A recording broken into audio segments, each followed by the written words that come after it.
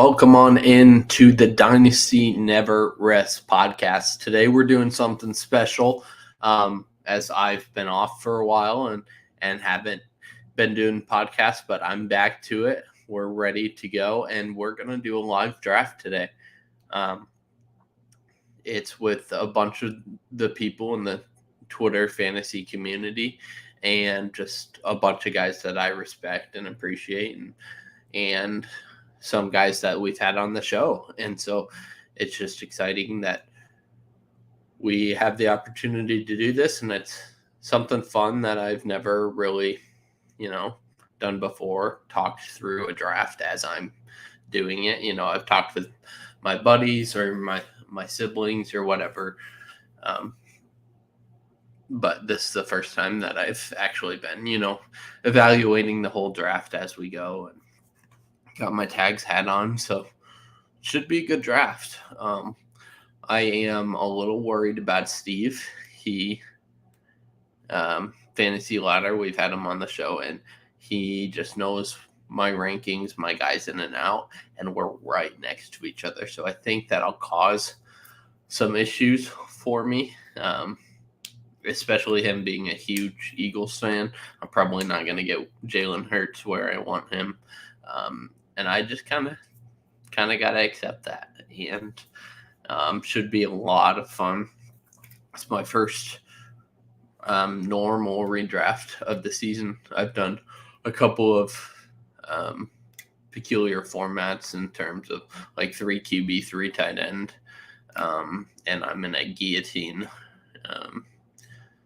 draft right now, but it's a slow draft. All of those were slow. So this is my first fast draft of the season, and it's just a normal league, PPR, 10-man,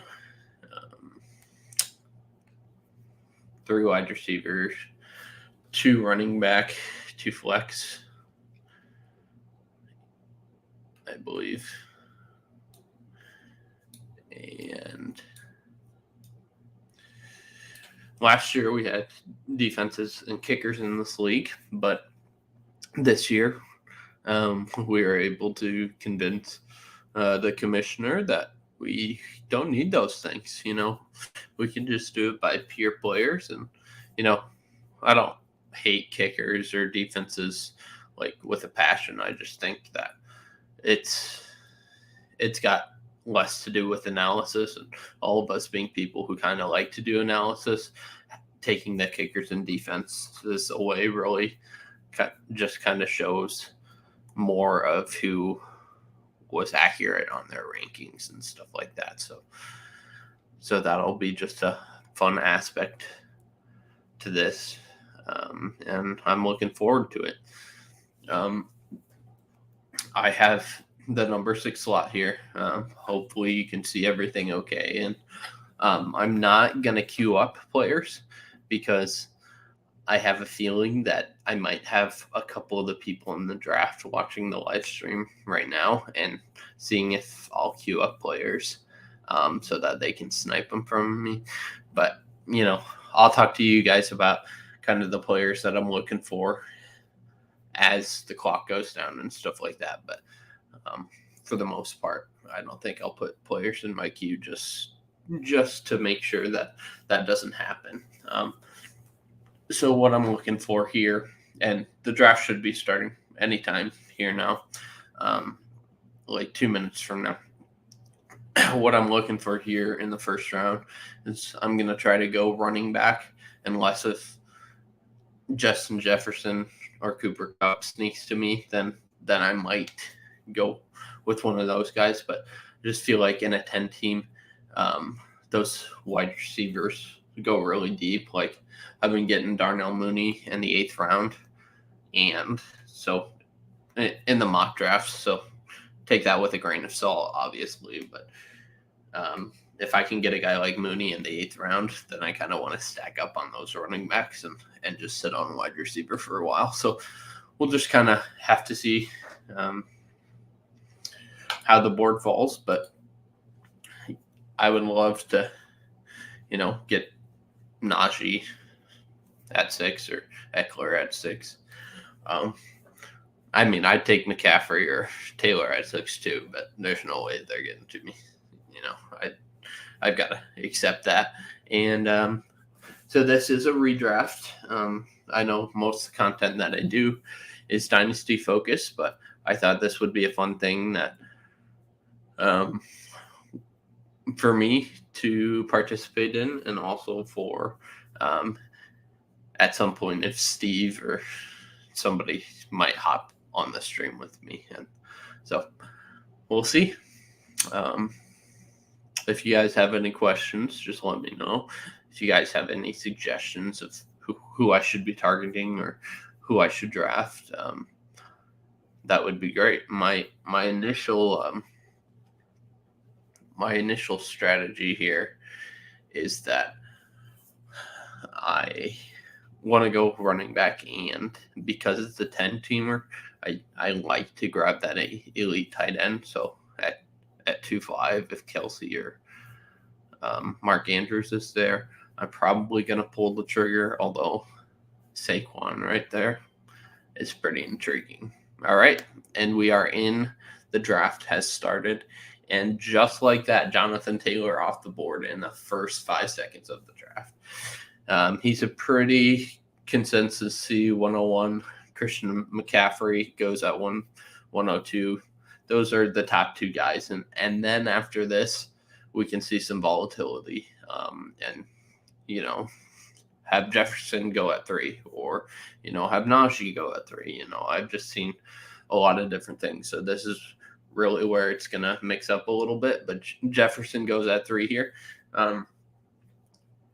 Kupp at 4, kind of how I projected it. Those are generally the top 4 guys, and Derrick Henry goes at 5 here. So now I am on the clock here, and the 2 guys I wanted are still here: Austin Eckler and Najee Harris. I'm trying to figure out.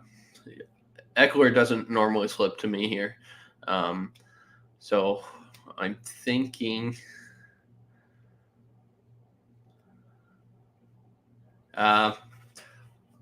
Austin Eckler, I feel like, has a bigger upside because his offensive line is good, his offense is good. But I think Najee Harris, just in terms of volume, will have more touches and will continue to have that big receiving role. So I think I'm going to go Najee here, although Eckler would have been a fine pick as well.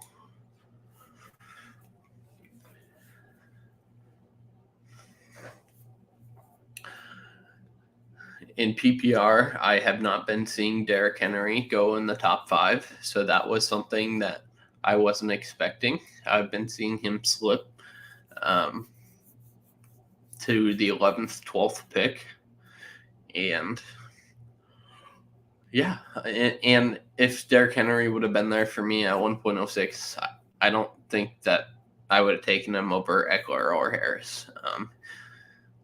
Derrick Henry is amazing, and he is a fantasy beast, but we also have to realize that, he's 28 years old. That's usually when running backs start to depreciate, and he's coming off a bone break in his foot, and that could seriously ail him more than maybe we're leading on, breaking your breaking your bone in your foot just has some repercussions that I think may be more long lasting than we're expecting, but I'm not an injury expert. I just think that there are guys that I feel safer with, like Eckler and Najee and a couple of other people. Just strike my fancy a little better there. So 1.07 or 1.7, whatever you want to call it. Jamar Chase goes, Austin Eckler at 1.8, and we are waiting on 1.9. The clock is 5 minutes per pick. And Dalvin Cook goes here at the 109. I don't imagine anybody's going to use the full 5 minutes, but we'll kind of have to see. So it's pretty running back heavy in this first round, but the guys you thought were going to go at wide receiver went Jefferson, Kupp, Chase, and then it's just an RB run with Saquon Barkley at 110 and DeAndre Swift at 2-1. And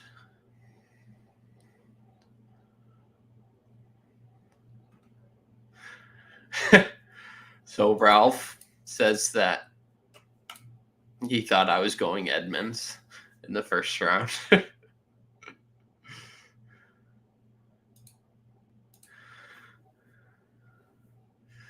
Which is funny because they obviously know me very well because I am a big Chase Edmonds guy. And feels like a little early there for me. But I will be taking Chase Edmonds in this draft.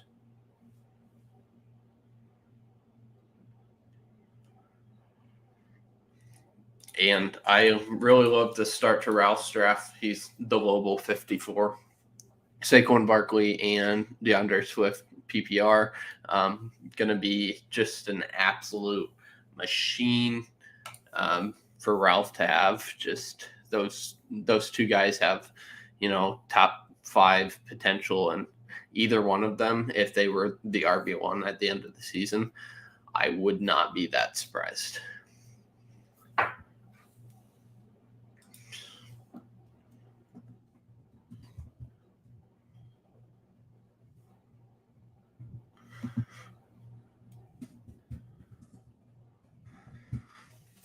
All right, so now that we're coming on through, still waiting for this 2.2 pick, but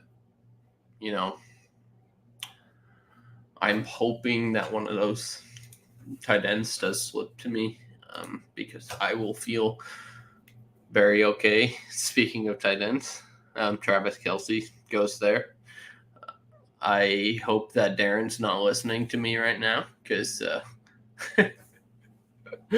he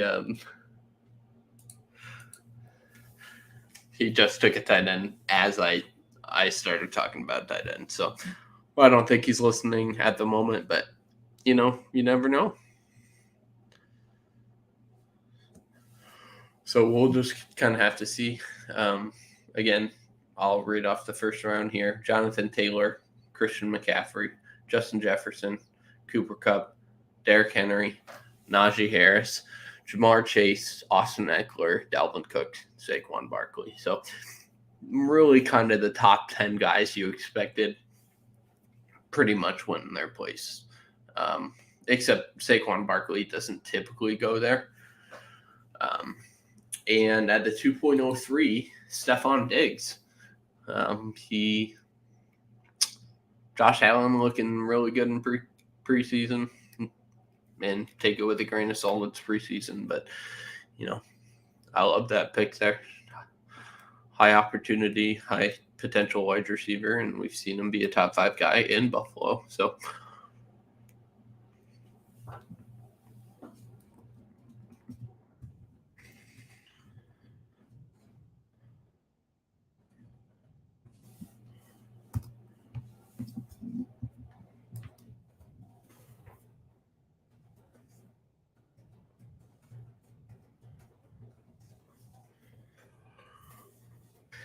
who are some guys that you guys really like to take as sleepers, or who is somebody that you feel is being underdrafted? Obviously, most of you know my answer in Chase Edmonds. If you follow my Twitter feed, I talked about Jalen Hurts being underdrafted. I did a mock in this format this afternoon, and it was in the 8th round where I got in the 8th round where I got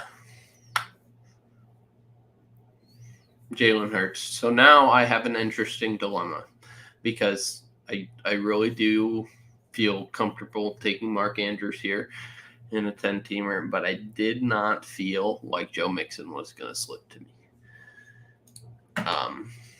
He was the RB3 last year, just had a great season, 1,200 yards, 13 touchdowns, 42 receptions.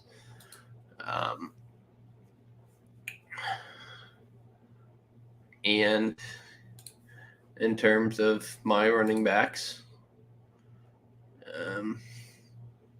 he's my RB8, but I think I'm okay with going tight end here, and hopefully Aaron Jones or Leonard Fournette comes back to me. If not, then I'm going to be waiting on running back. But Mark Andrews here, I would take him over Kelsey. So I'm going to pull the trigger. Just because it's a 10 team. If it was a 12 team, I would have gone Joe Mixon there.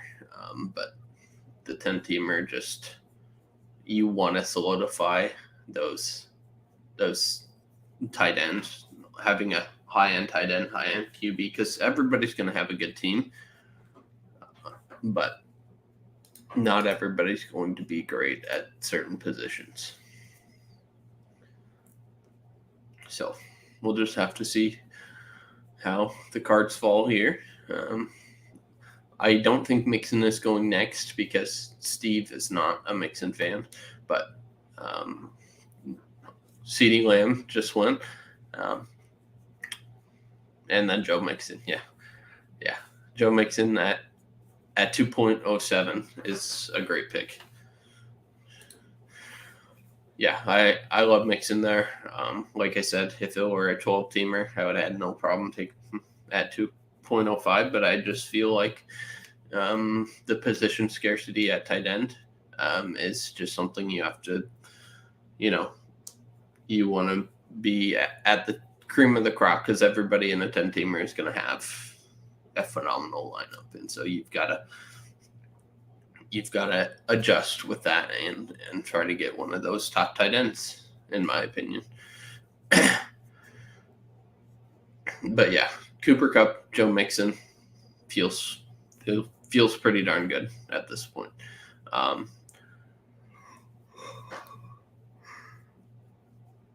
But last year, I remember in this draft, I got Mixon in the 5th because everybody just didn't want a piece of Mixon.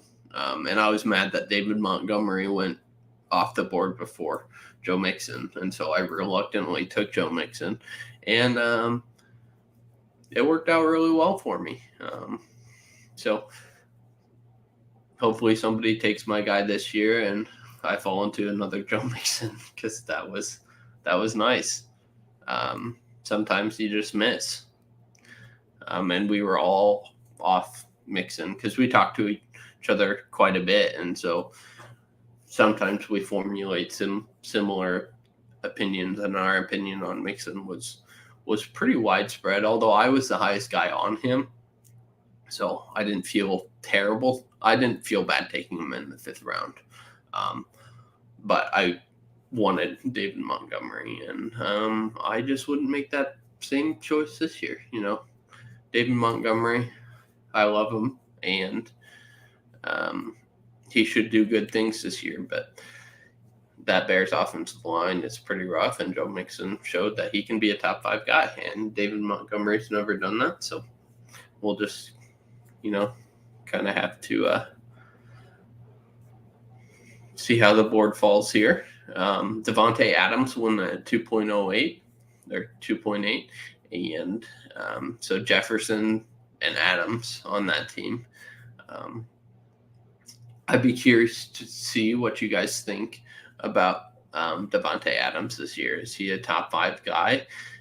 Is he a top 10 guy? I think, let's see, my personal rankings, Adams, I have him at wide receiver 8.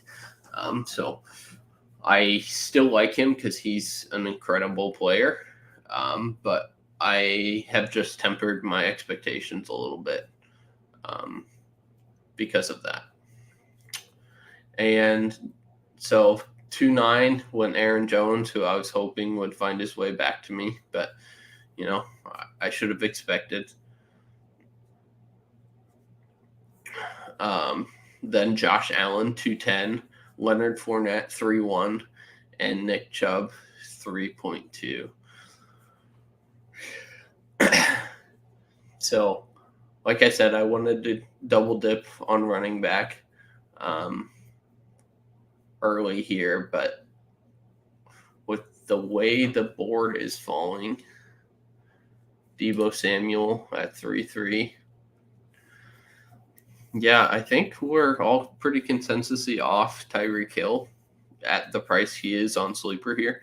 His ADP is 17, and he is not a top 12 wide receiver for me. And I know that's probably a hot take, and people don't see him outside the top 12 typically, but I just think that Waddle is going to remain to his favorite target, and the rest is history. We'll just have to see how it plays out, but I would take Waddle over Tyreek Hill this season. I think they both will probably end up being top 15, but you just don't know. And Keenan Allen 3-4, AJ Brown 3-5. So I have a choice between Javonte Williams and David Montgomery and Ezekiel Elliott, but those are kind of my big two. I've got Monty here at 16. I've got Williams at 18. I've got Zeke. I'm hoping that maybe Hall can fall to me in the next round. And going Mike Evans here wouldn't be bad, but if Hall doesn't fall to the next round, I don't really have an RB2. So that would be tough.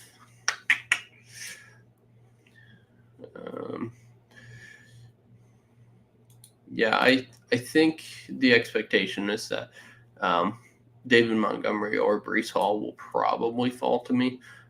So I am going to go with Mike Evans here. He just feels like a great pick here.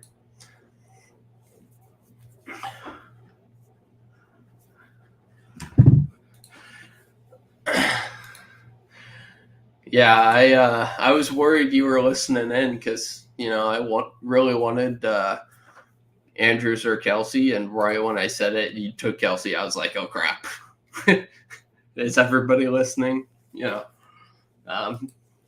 But I think Kelsey's a great pick there, especially in a 10-teamer. I think tight end, having the upper echelon on the tight end is just super important. And 10-teamers. All right, so I went Mike Evans, but we're nearing the end of the second round here. So I went Mike Evans at 3-6. Javonte Williams went at 3-7. One of the guys I was considering there. Kyle Pitts went at 3-8. And Charlie's saying thank you for picking Evans because I was deciding between the two of them, and so was I. So, yeah, I'm just hoping that Tom Brady comes back. Rumor has it that he's at the Masked Singer, and we have no evidence that he's there, but he's obviously not with his team right now. And so there's a slight part of me that fears that Brady's not coming back because he already retired once this offseason. But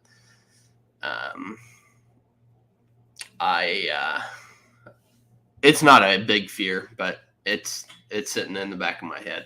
Darren is up here, and he's got Dalvin Cook, Travis Kelce. So my guess is probably Tyreek Hill here.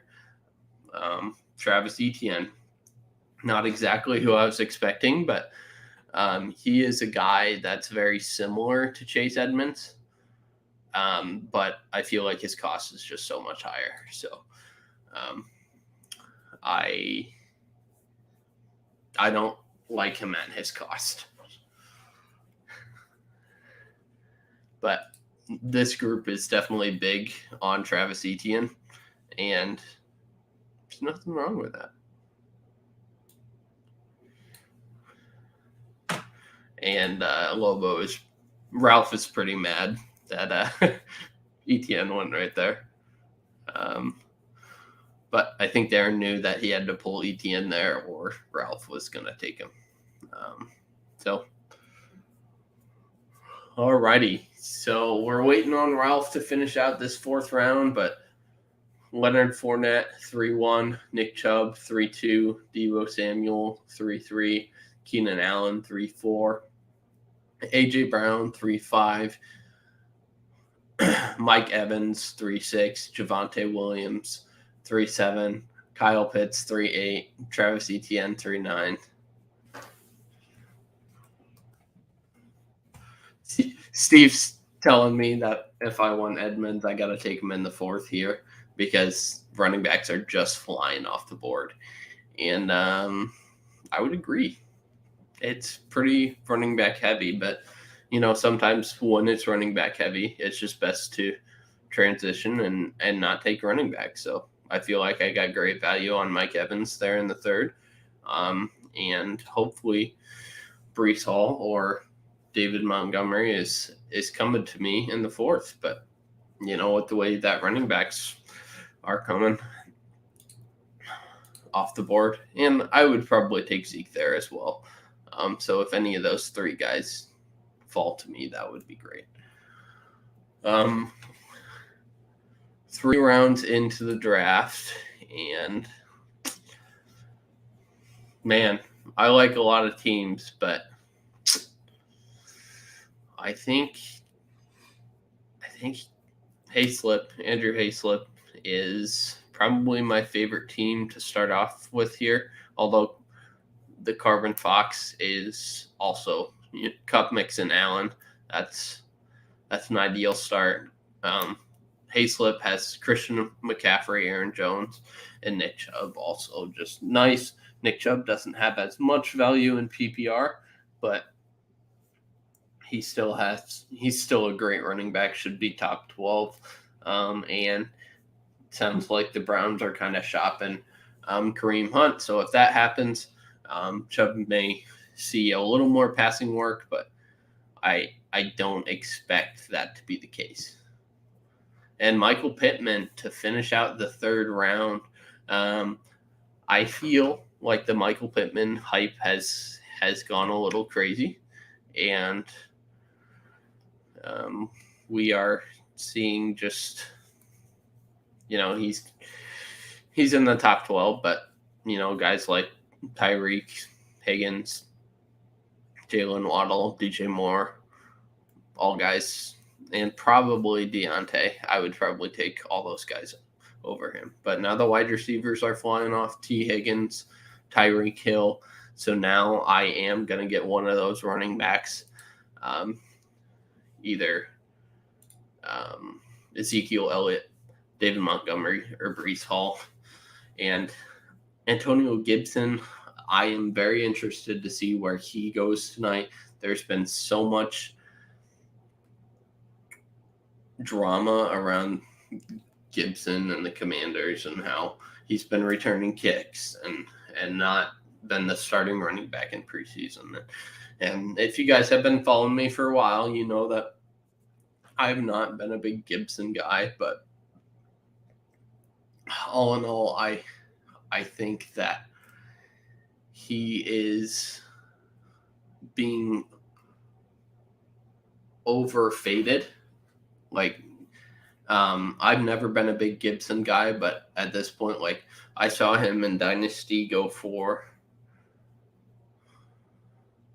a 2.23 thirds, and that's just insane to me. He should absolutely be going later than that, or going for more more moolah. He's not going to be wiped out of that offense. He's still going to have his role, absolutely. But it may be changing. But I still imagine him for at least 10 to 12 touches a game. And at that rate, he should at least be considered in, the Damian Harris range of running backs. But it'll be interesting to see where he goes, because I'm sure some people are level-headed about this and not buying into all the drama. But I also am just anxious to see where he goes. And if he falls far enough, I might take him. But his ADP on Sleeper is 48.5 right now, and I would be pretty shocked if he got taken around that ADP. But we will just have to see. Jalen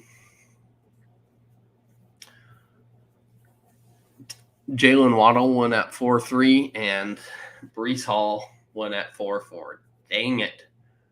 I wanted Hall there, but I feel very good with David Montgomery there. I could go Ezekiel Elliott. They're both right there for me. RB15.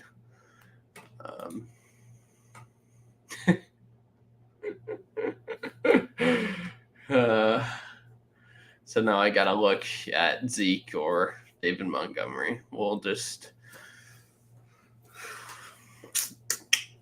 The homer in me wants to pick David Montgomery.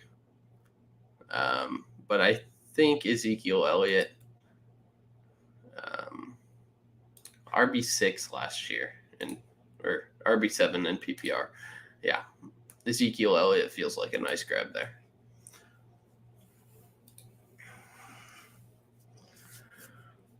So I grab Ezekiel Elliott. Steve grabs James Conner, and man, I just wanted Breece, and Charlie took him away from me. So now I got to figure out who Charlie's next pick is, so that I can make him feel my pain. It's just the nature of drafting with people that know you well and are just good at fantasy football. You're going to get sniped. These players that you wait on, sometimes you're going to wait too long and they're going to get taken. And I could have taken Breece. I would have been comfortable taking him at 3.6, but Mike Evans was just a bigger value there, and I thought I could wait on Hall. And I got a back that could easily outperform Hall this season. Cam Akers goes at 4.7. I think that's a reach for him. I think that coming off an Achilles injury, he looks slow. His cuts don't look great. So while I think that he's probably going to get some decent volume, I think that he is being overdrafted right now, and think he should be more in the Elijah Mitchell, A.J. Dillon, Miles Sanders. That to me is more of where he should be being drafted, because there is cause for concern. Darrell Henderson is a good back and is still in that system, and I do believe that Darrell Henderson will have a lot of touches this year. Not more than Akers, but he will definitely be involved. Probably, I'm going to guess 10 touches a game, 12 touches a game.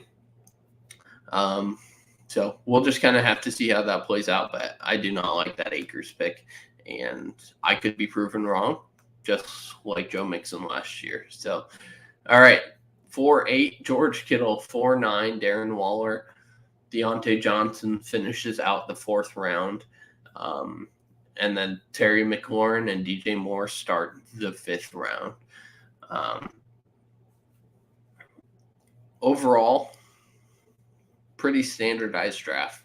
All these, there's no big reaches. There's no one that I feel has gone out of turn. I was hoping David Montgomery would fall back to me, and it got close. But 5'3" David Montgomery, Dalton Schultz at 5'4", and Steve's here. We'll kind of have to see.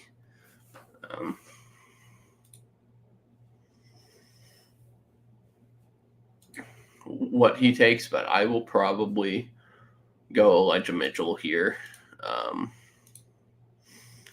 The wide receivers, DK Metcalf, Jerry Jeudy, Cortland Sutton, Amari Cooper, Marquise Brown, Allen Robinson, Brandon Cooks, Chris Godwin. All those guys I'm kind of good waiting on. I can, on the way back, I will probably grab a Brandon Cooks, Allen Robinson, Marquise Brown, somebody like that. But I think Elijah Mitchell is just the best back left out there before a tier break. And so I'm going to snap him up. And there goes Marquise Brown, one of the guys I was hoping would fall. But there's quite a few guys there that I would feel comfortable taking. I'm not going to touch Chris Godwin because I have Mike Evans, and his circumstances just coming off an ACL, MCL are pretty concerning. He should be out there week 1, but I don't think we're going to get the Chris Godwin that we're used to seeing. But we'll kind of have to see. Like, all of this is speculation. We can't really tell, how Chris Godwin's going to come onto the field recovering from injury. Same thing with Cam Akers, but some of these injuries just have me concerned. Not a lot of people are concerned with Travis Etienne's injury, and for the most part, I'm not either. I think he's looked great in the preseason.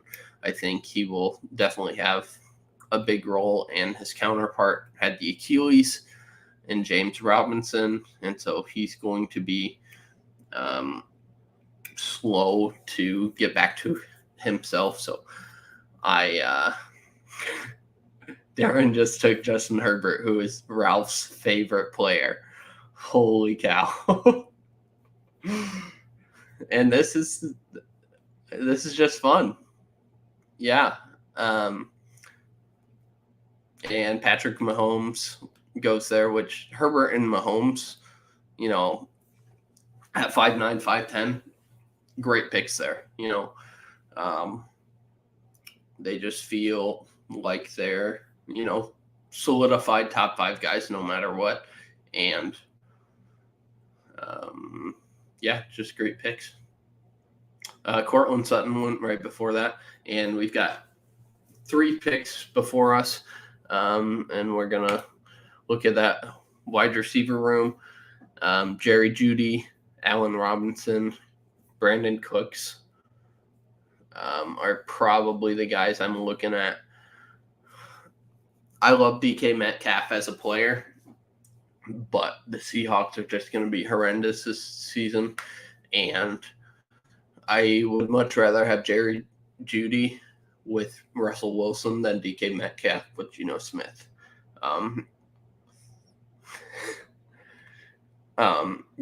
Like I said, DK Metcalf's an incredible talent, but with no one there to get him the ball.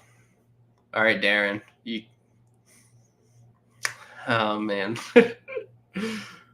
I should stop talking about the players I'm going to take. Darren, just listening to me.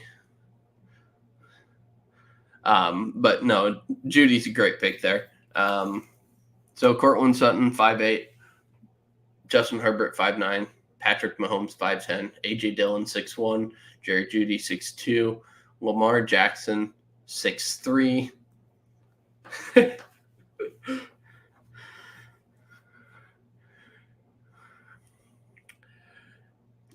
And Amon-Ra St. Brown, 6'4". It is my pick.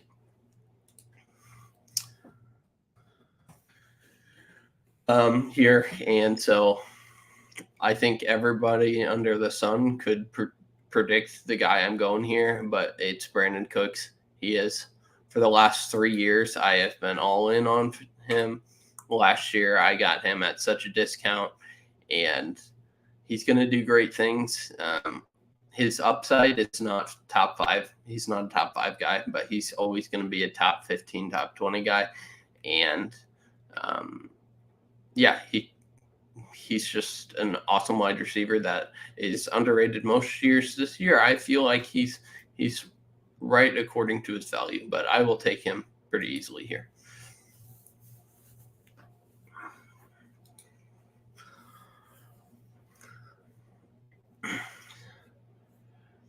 All right, and DK Metcalf goes off right after that.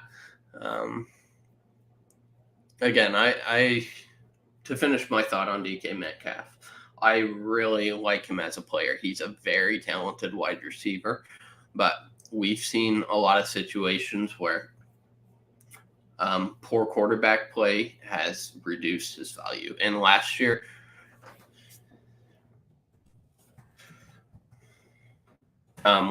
we saw him play with Geno Smith, and it was fine, but we weren't getting top 24 numbers, and that's the price you have to buy him at. And I thought Cooks would fall another round if I didn't take him there, but sounds like people are upset that I took him. So, you know what?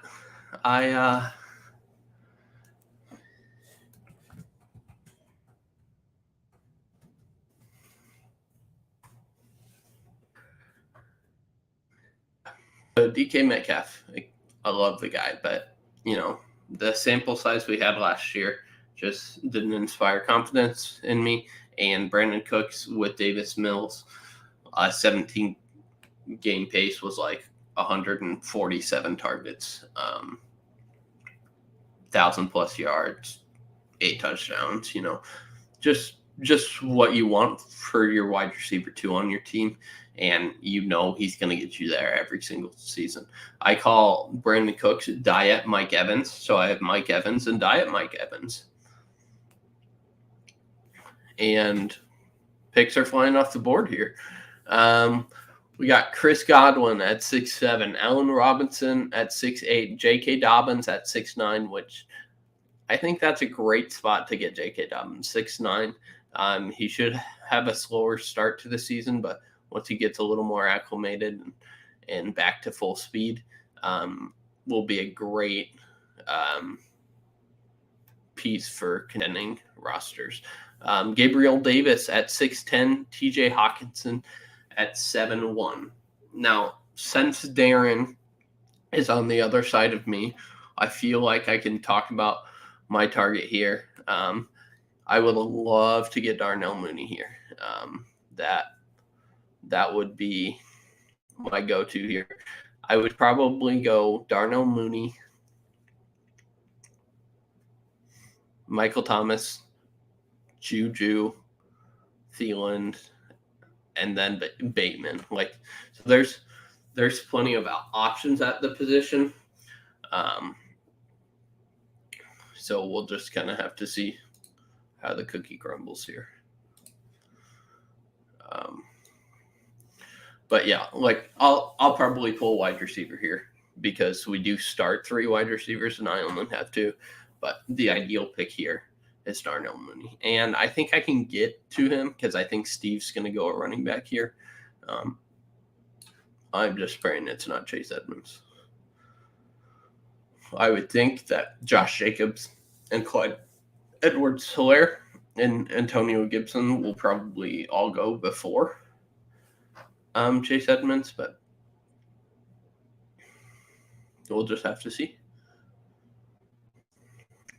Kyler Murray, 7.2. So, I would love to get an elite QB, and that tier kind of stops for me after Brady. But I'm not going to take one probably with my next 2 picks. And so if I get stuck with Rodgers or Lance or Stafford, I'm pretty okay with that because I don't think it's a steep drop off from those guys, or even Dak. Dak's a perennial top 12 sort of guy. Would much rather have Joe Burrow or Aaron Rodgers but I can put up with Dak if oh man.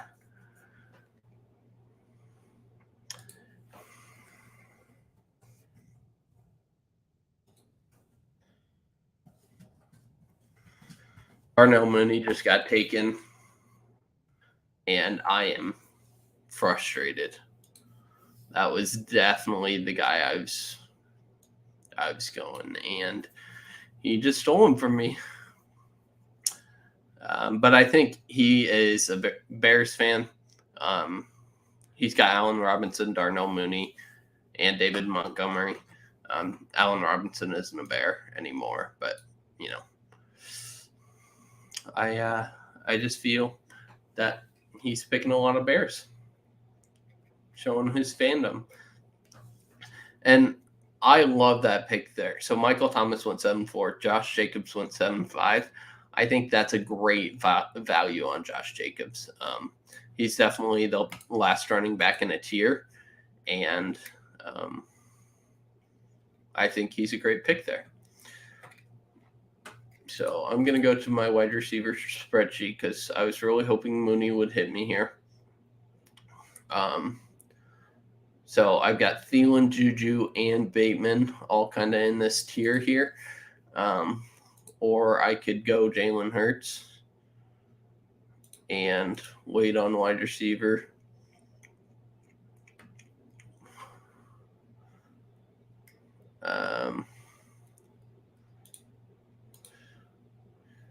Man.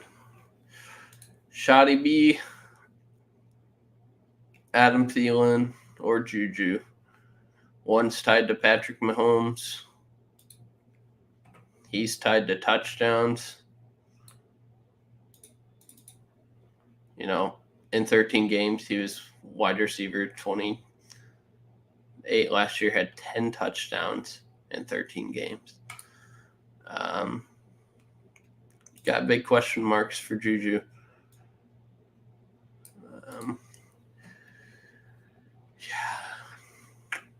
I think I'm gonna go Adam Thielen. I think he's a value here. I think he's a guy that I can trust each week in my lineup.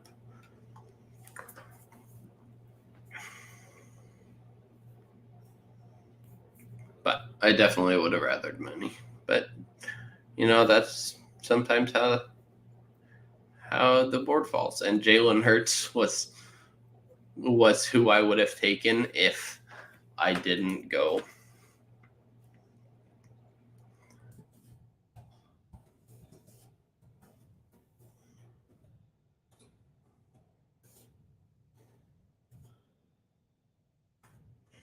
If I didn't go Adam Thielen, if I didn't go wide receiver.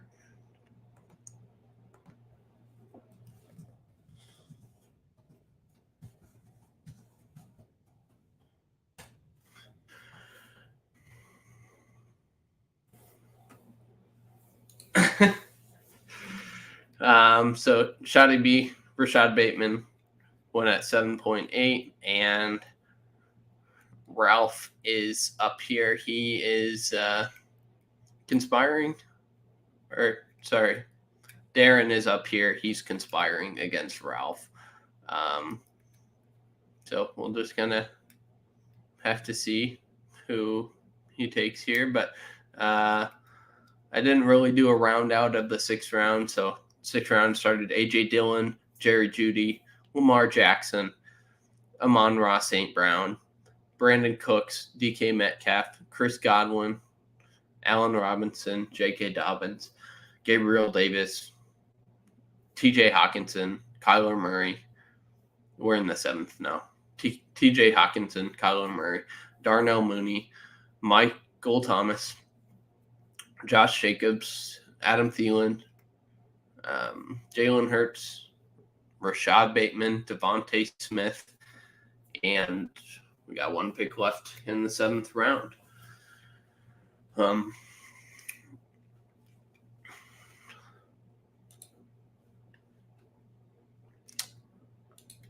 Running backs looking pretty bleak. We've got Antonio Gibson, Clyde Edwards-Helaire, Miles Sanders, Damian Harris, Kareem Hunt, Kenneth Walker, Cordero Patterson.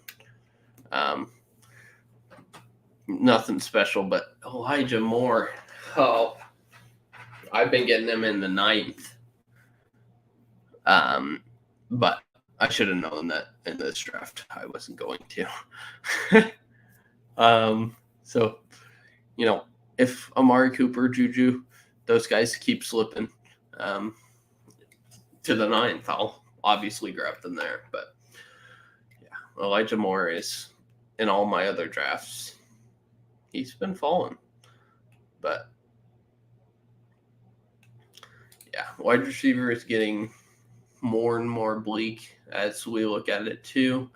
But the good news is I have all my starters for wide receiver, so I can get some higher upside guys that I don't have to play week to week, like a Tyler Lockett, that I can play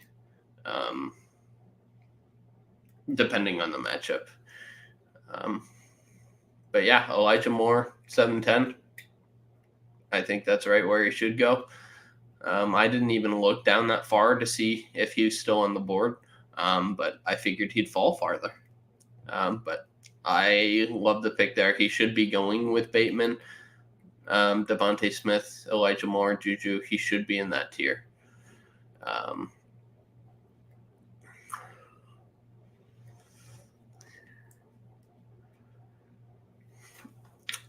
So right now, 1, 2, 3, 4, 5, 6 teams have quarterbacks. And the tough thing is that the 3 teams that don't are on the back end. So if I want Joe Burrow, or Russell Wilson, I'd probably have to take them now. But I just feel like I need to get in another player, skill position player before I get into that, because I don't have all my flexes, and there's a chance that one of them slips to the 9th. And like I said, I'm fine with going Rodgers. And Cole Kmet, wow.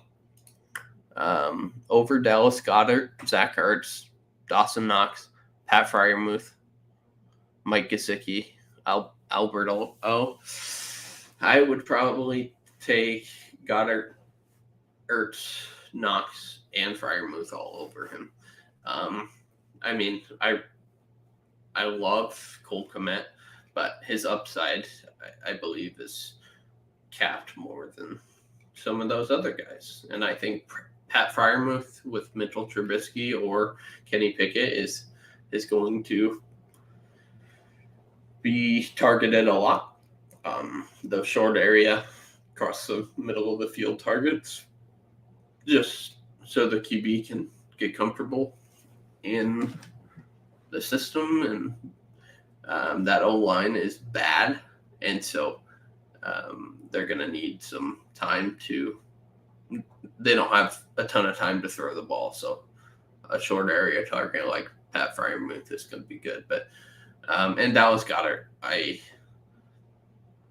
I would have known Dallas Goedert was going to be available in the 8th, I probably wouldn't have gone to Andrews in the 2nd.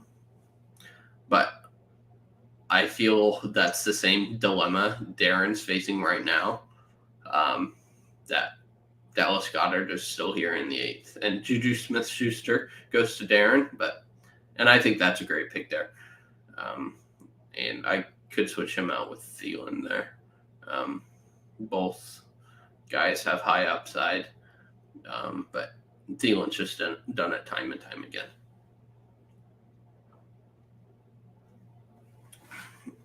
Sorry, got to get some liquids in. My not used to talking this much. Been out of podcasting for a little bit, so my voice is starting to get a little hoarse. And we're only in the 8th round, so got to get those liquids in so we can continue. When it gets to probably the 12th round, 13th round, I'll probably cut it off there because those late flyers aren't really that influential. You don't need to know that much about it. And so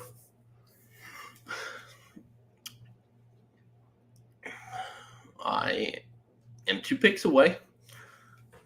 I would love to take Dallas Goedert here, but I cannot do that. Antonio Gibson in the 8th round. I think it's worth a shot there. I really do think it's worth a shot. I think there's a world where he still has 200 touches, gets more involved in passing, and maybe just loses some of the less lucrative carries. He struggles in between the tackles a little bit, and so take a couple of those carries away from him. I think his ball security will improve, and I think just his efficiency will improve. If you're getting Gibson at this point in the draft, I feel like it's a value.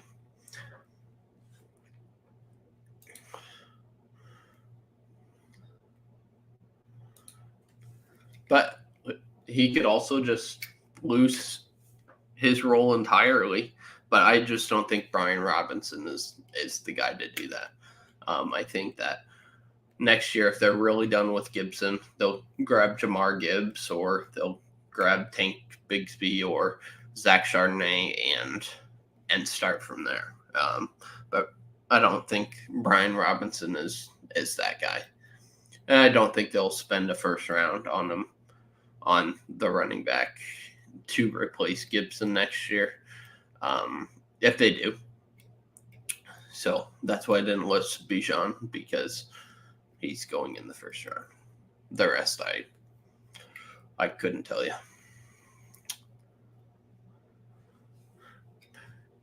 But in case of Charlie, oh my gosh. Is he going to take Edmonds here?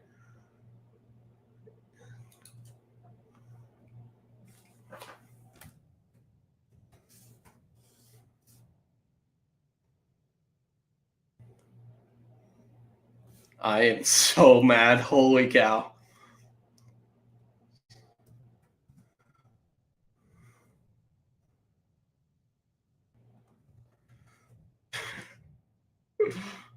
Oh man, I just don't know how to carry on at this point.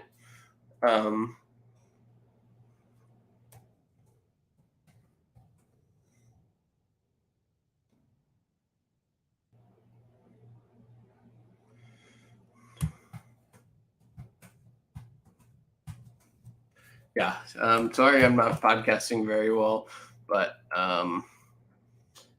yeah, he just took my guy, and yeah, oh man, that hurts. Holy cow. I am feeling the love. I think at this point, I'm gonna go Russ. I mean, Edmonds, I thought was a lock there. I wasn't saying it on the live stream. Gosh darn it.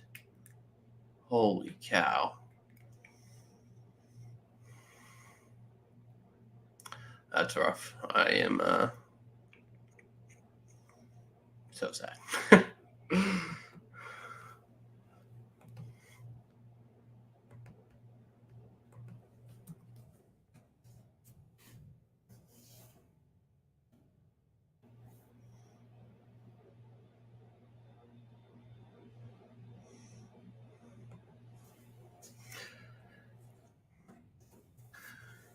All right, we're an hour through the draft here. Charlie is now my mortal enemy, and I definitely will be sending some trade offers to him for Chase Edmonds.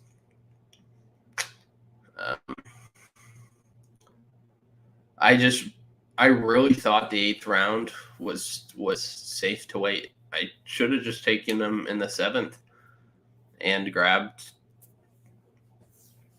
a wide receiver, Drake London, Tyler Lockett, Amari Cooper at this point in the draft. But man, I thought Steve was going to be the one to take him, like if anybody took him from me. But man, he's just the one guy I want in every league. And I didn't get him.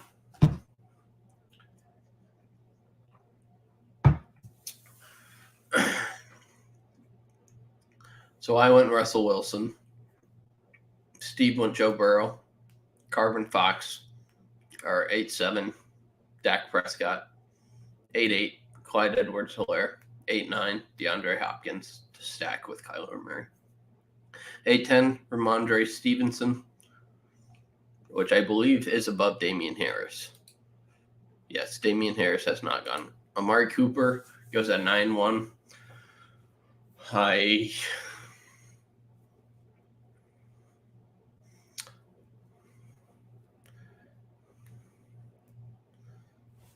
Does Steve have a tight end?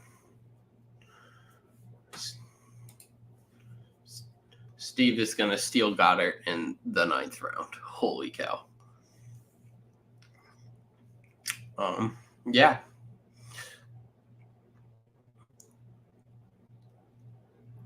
So we are 9 rounds in here.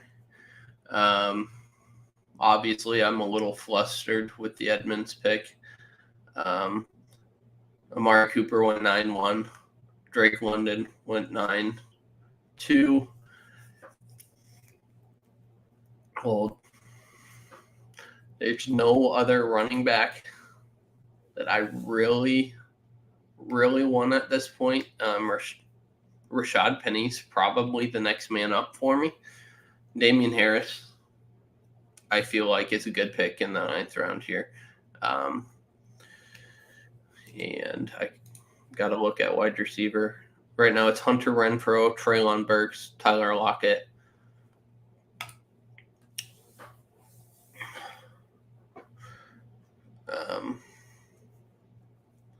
But yeah, I mean, Hunt could be decent. Sanders, but there's a rumor that Kareem Hunt's getting traded to the Eagles. So if that happens, I think Sanders and Kareem Hunt just share the workload, and it's not worth it. Kenneth Walker has a hernia right now. And I don't think week 1 is a realistic timeline for him. So I do think Rashad Penny is an absolutely great grab here. I'm hoping that the Carvin Fox does not take him, although he absolutely needs him. But yeah, there's guys, Devin Singletary, James Cook, Damian Pierce, maybe. But he went Allen Lazard. If Steve doesn't go Goddard now, I don't know why. Because he's got no tight end. Goddard should not have fallen this far. Goddard should have been the 7th tight end off the board. And he's here in the 9th round. There's no part of me that, and Steve's an Eagles fan as well. So I think every part of me thinks that he's going Goddard here.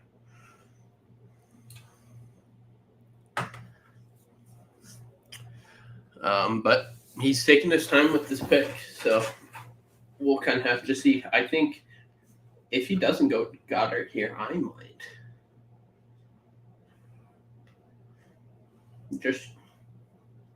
I think he's a great pick here.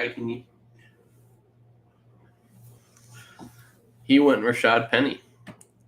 I'm pretty shocked.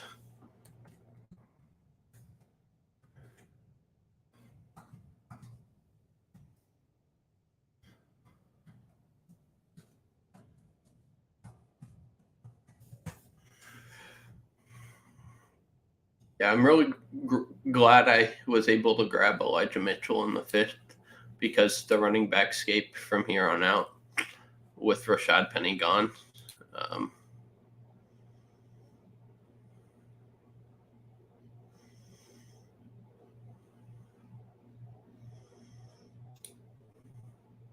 mean, I could go Hunter Renfrow, but Dallas Goedert is the best player available.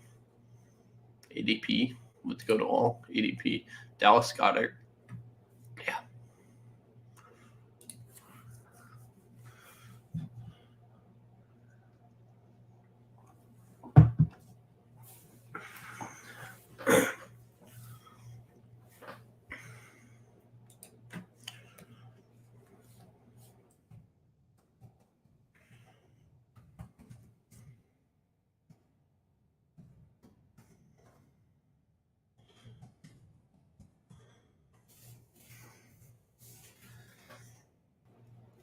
Yeah, so I picked Dallas Goedert there. Christian Kirk goes next. His value was just too good in terms of where he's typically being selected and what I think he can do this season with Jalen Hurts and AJ Brown and Devontae Smith. I think that he's a top 6 option at the position, and for him to fall this far, he shouldn't. Cole Kmet was taken almost 2 rounds ago. Christian Kirk goes at 9.7. Kareem Hunt goes at 9.8. So people are scrambling for running back.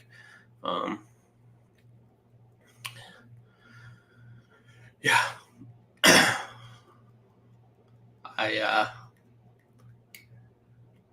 I don't know what I'm going to do for running back. I'm probably going to reach on Dameon Pierce. But I'm going to wait another round to do it. So I'll probably go wide receiver here. Hunter Renfrow, Treylon Burks, Tyler Lockett, Brandon Ayuk. Those are the guys I'm aiming for.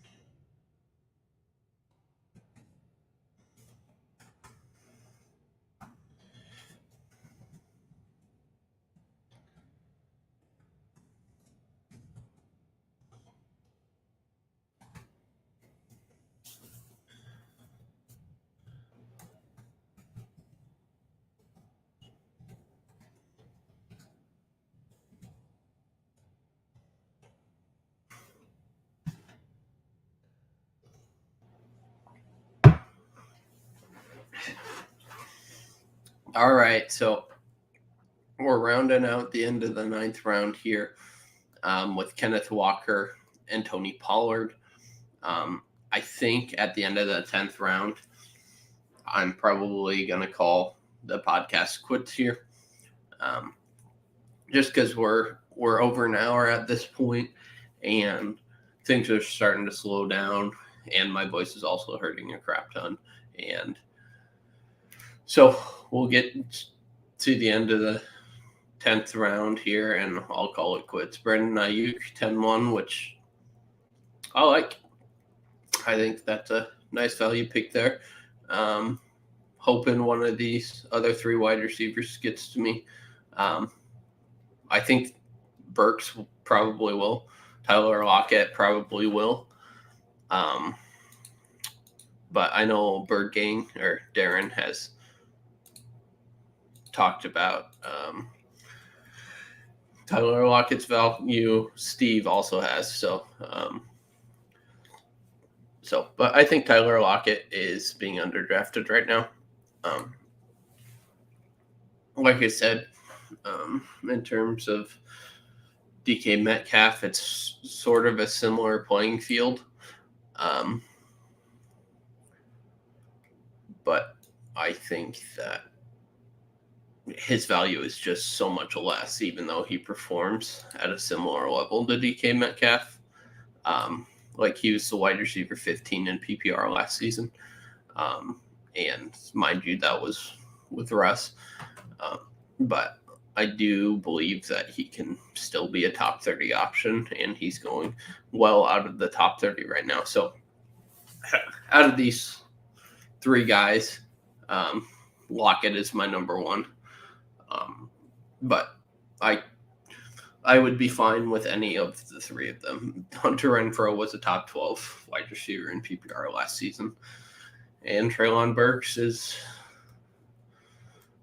just an athletic freak that plays with one of my favorite quarterbacks in Ryan Tannehill. So we'll just kind of have to see how that plays out. But I expect big things for Treylon Burks. And at this point, he's just got he's a nice upside pick.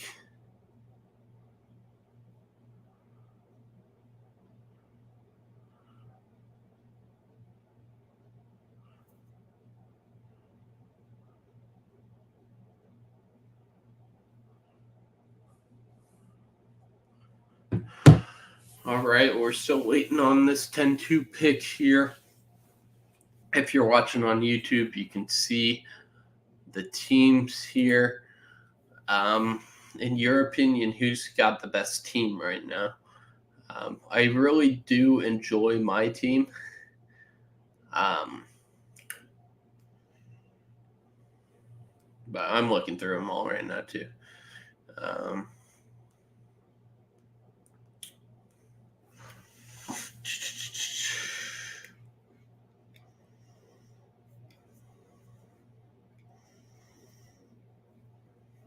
I would say Jay is probably my second favorite roster.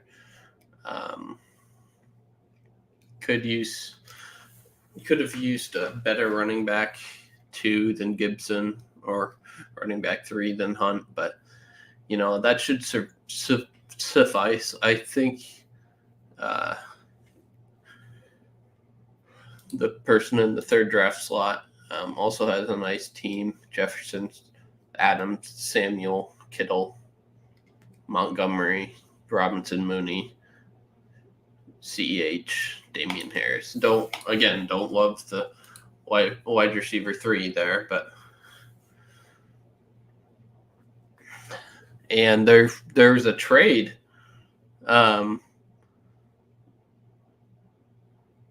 Steve traded with Darren to get a tight end, and it was for 15 fab. All right. That's trades during the draft and redraft don't often happen, but we got graced with one today, and means one of my wide receivers is coming to me, because I think Steve thought Goddard was coming back to him. James Cook to help round out that running back room.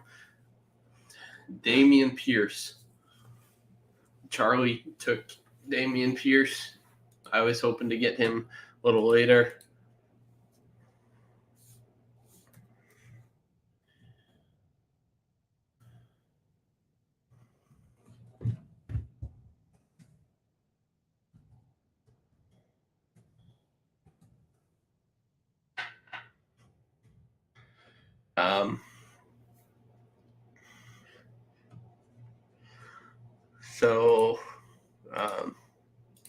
But Tyler Lockett stuck with me there.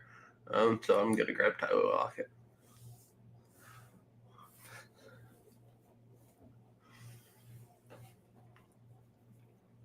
James Cook went 10-3, Dameon Pierce 10-4. and Tyler Lockett 10-5.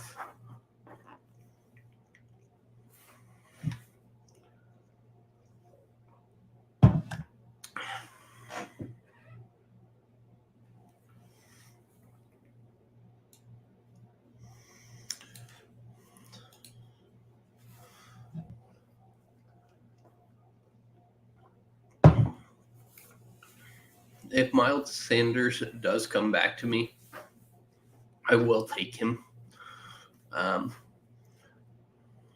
Just because at this point I could use another running back because all the running back options I've kind of placed for myself just continue to go away. And so I am scrambling a little bit. I do have 3 running backs that I'm very comfortable with. And so it's not like it's the end of the world. But if I would have been able to get Edmonds, I would have felt pretty fine for the rest of the draft not touching running back. But I want a 4th option at the position in case if we have an injury.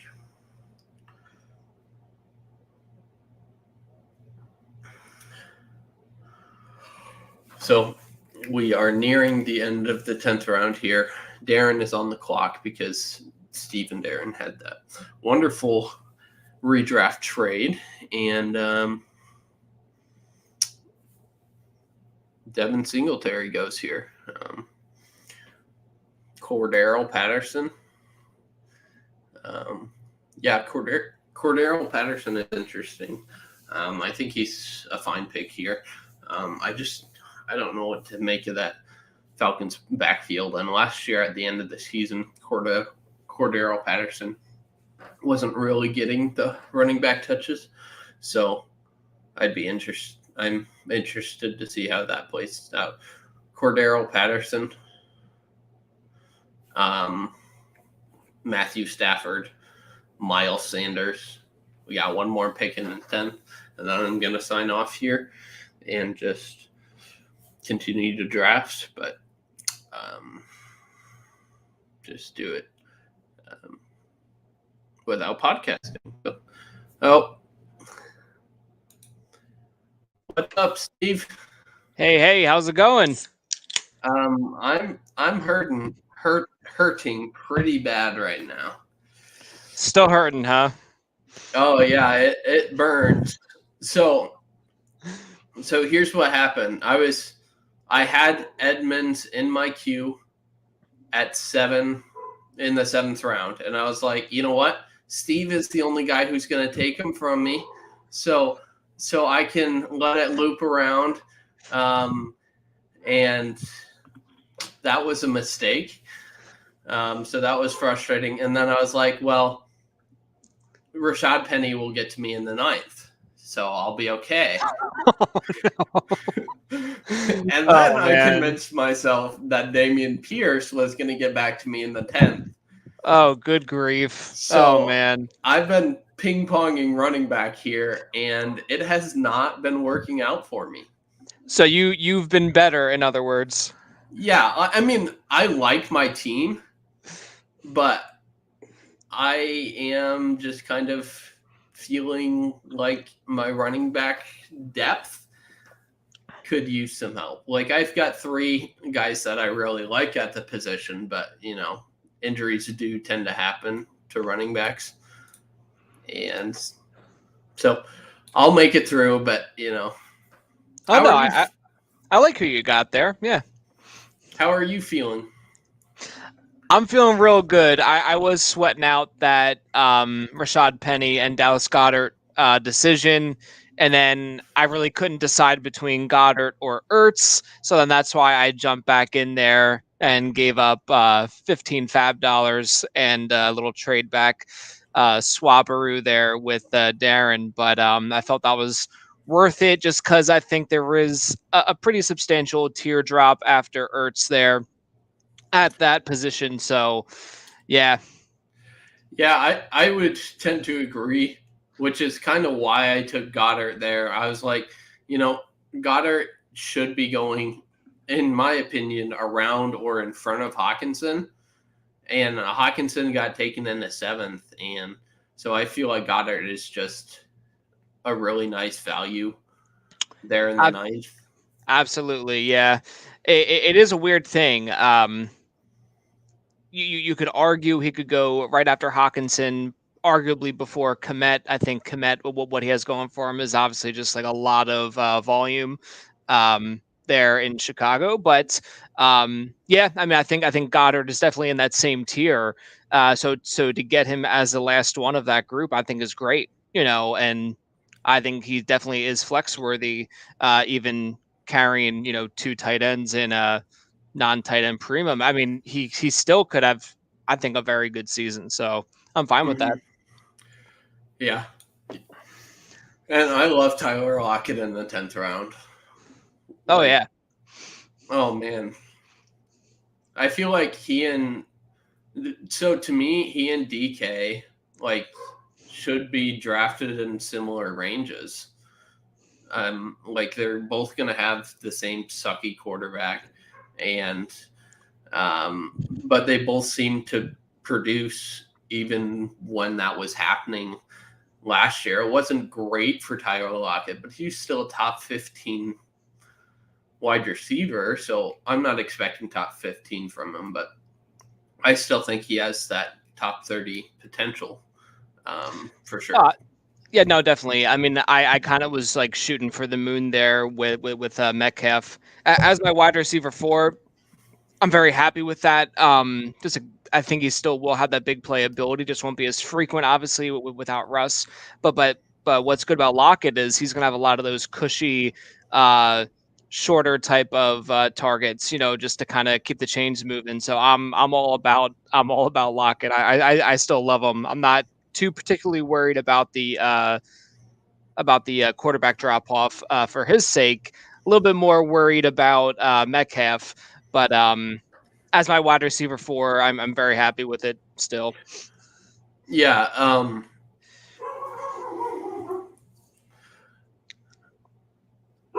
You took Chris Olave there. My dog is yelling at me. So, is there a player that you feel like you got sniped on in this draft?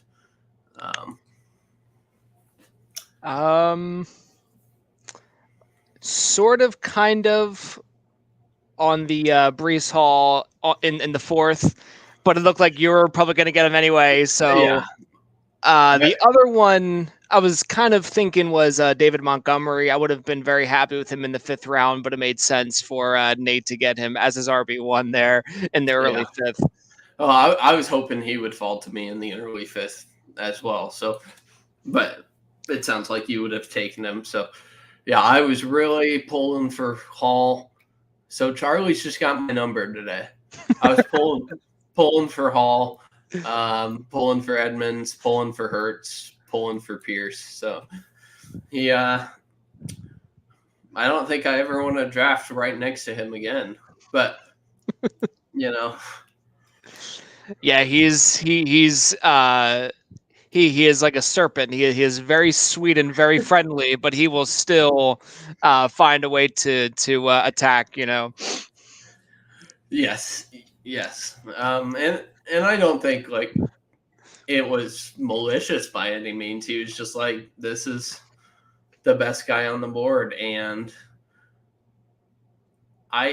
like when you brought up the running back tab when he took him, he didn't even appear. Like Edmonds wasn't on this list. So I was like, you know what? I feel pretty okay with waiting one more round. Yeah. I thought if anybody took him, it was absolutely going to be you, because you've talked about him, of how you like him, and he's a value. And so I was like, well, I just got to take him before Steve comes around in the 8th, because I would assume if he had gotten past me in the 8th, you would have taken him in the 8th or 9th. Let's see. Yeah, I definitely would prefer him over Rashad Penny, just either way, but I am a little bit more into Penny after talking down the Seattle backfield pretty much all summer, but with Kenneth Walker's injury situation, the lack of timetable that we have at our disposal right now, I think what Rashad Penny showed in the last, month and a half of the season is definitely warranted a selection here in the 9th as my RB4. So I'm fine with that, but definitely would prefer Edmonds there at 8.6 compared to Penny at 9.5. I think either way, for sure. But speaking of 8.6, like, it's a great pick there. Joe Burrow in the 8th round. Just that feels really good. I was deciding between him and Wilson, and I went back and forth. And I have Wilson one spot above him in my rankings. And so I just decided to take a shot on Wilson. Yeah, pretty much when Charlie took Hurts in the 7th, I automatically set my cue Burrow, Wilson, Dak. So I was hoping to get at least one of those three, thinking that you'd probably strike at quarterback there.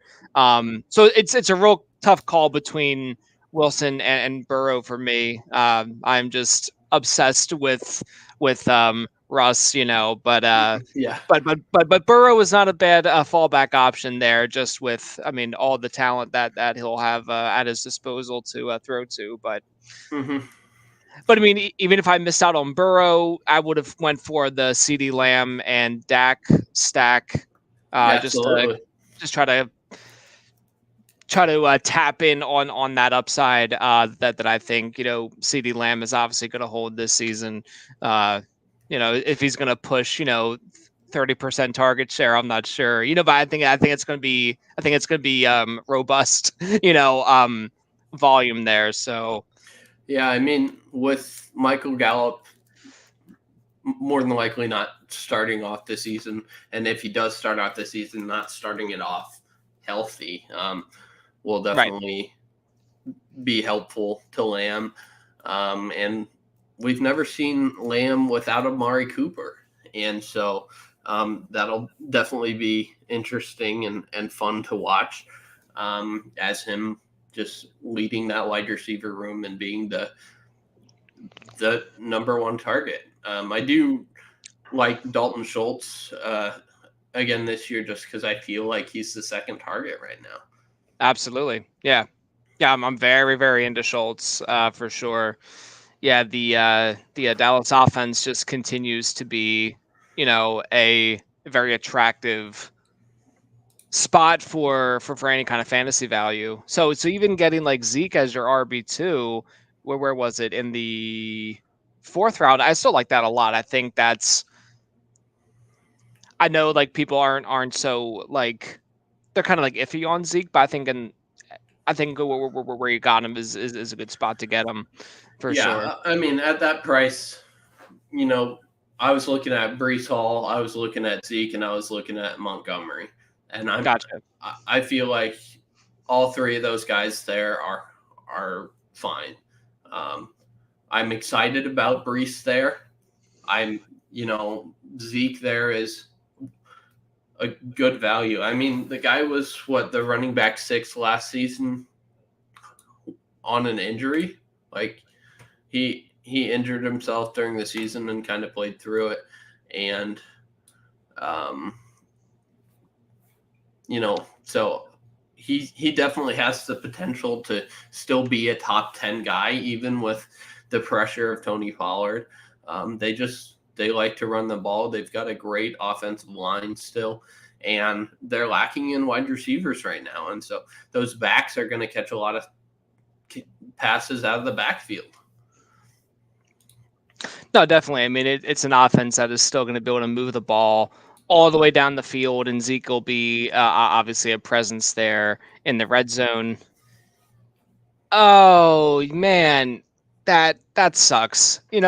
There's a snipe. Okay, that's really something else there, Zach.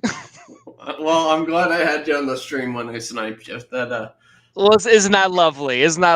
Yeah. Oh, geez. I'm just not a big Cam Akers believer this year, and so Darrell Henderson right there just feels. But I mean, he's my RB4, so. No, I'm 100% with you there on Cam Akers. I think that's a situation where I'm willing to be wrong. I think what we saw last year. I mean, again, it's phenomenal for his sake that he was able to come back from the injury that he sustained in late July, I guess it was, or mid July maybe. So it was incredible. He was even able to return to the field, but it just did not look good. and we've seen. Darrell Henderson be explosive, catch passes in again, obviously in a great offense. So yeah, I'm all about fading Akers where he's typically going and getting Henderson at cost. If you can compare the two, I just have Henderson as like a baseline RB4. Like in general, I'd be very happy coming out with him as an RB4 on like any of my teams. So yeah, I absolutely love that for you, obviously in this draft. But no, so I'm completely on board there. Yeah.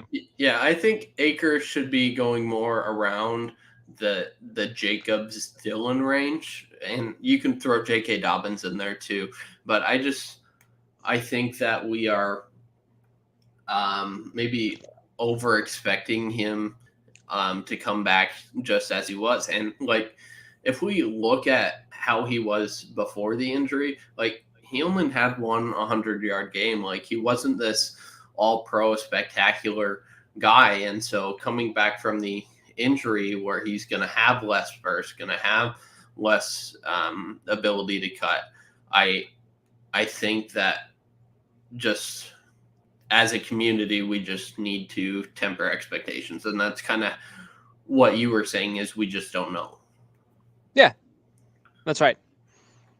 Yeah, I think again, if I have him in Dynasty, I'm happy to hold him and use him as a flex where it's appropriate. It'll be kind of interesting though, because in week 1 they kick off the season against the Bills, so it's not a great matchup there.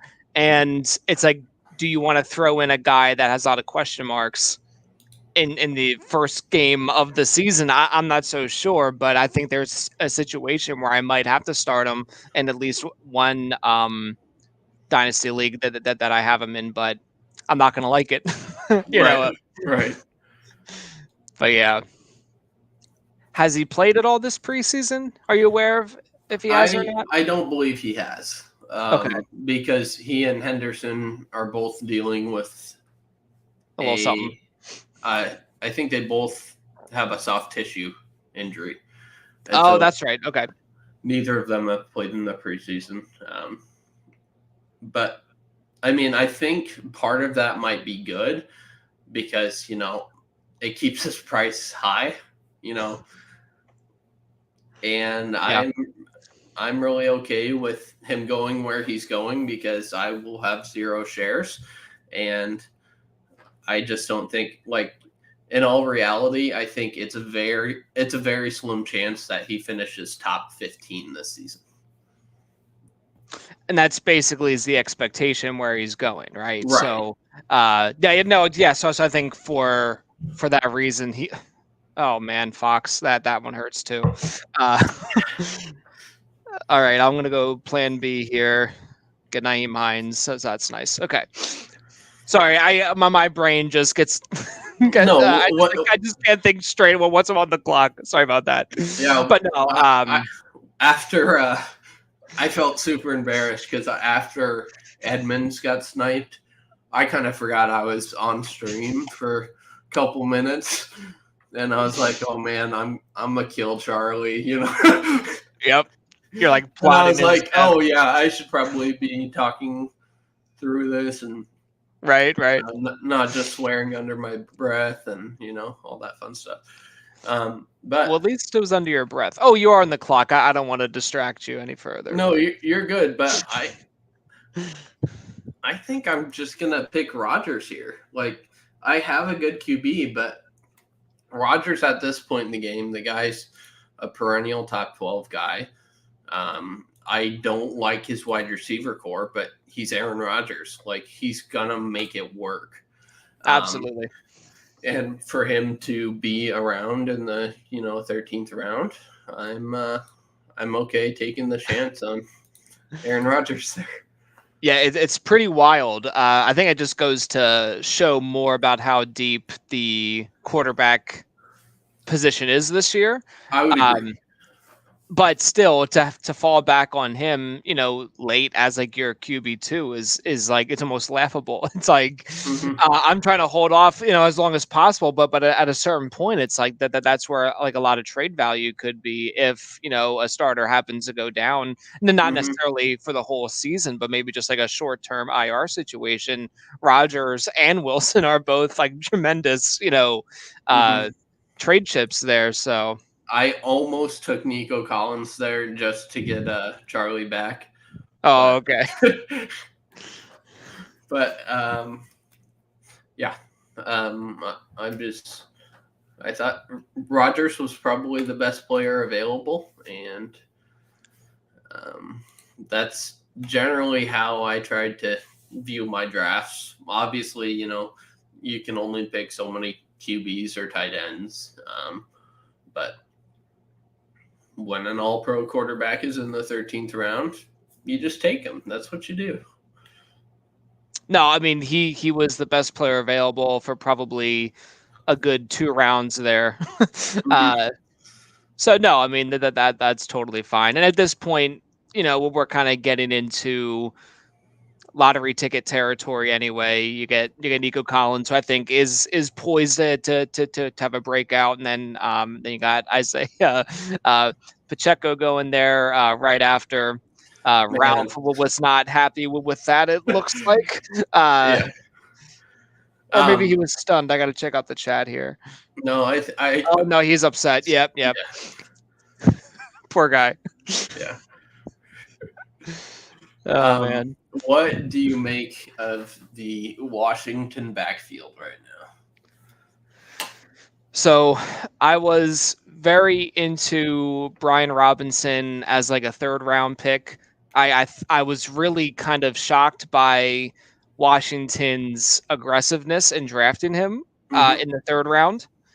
So in like 3rd round of rookie picks, he was kind of a guy I was targeting in Superflex dynasty leagues, and mostly it was because with the pedigree of Alabama, he was playing behind like Najee Harris, obviously, so he didn't have as much time to shine as like some other players. But either way, the draft capital for a team that I think had a lot more directions that they could have gone as a franchise and not a running back, that just really spoke kind of interestingly to me.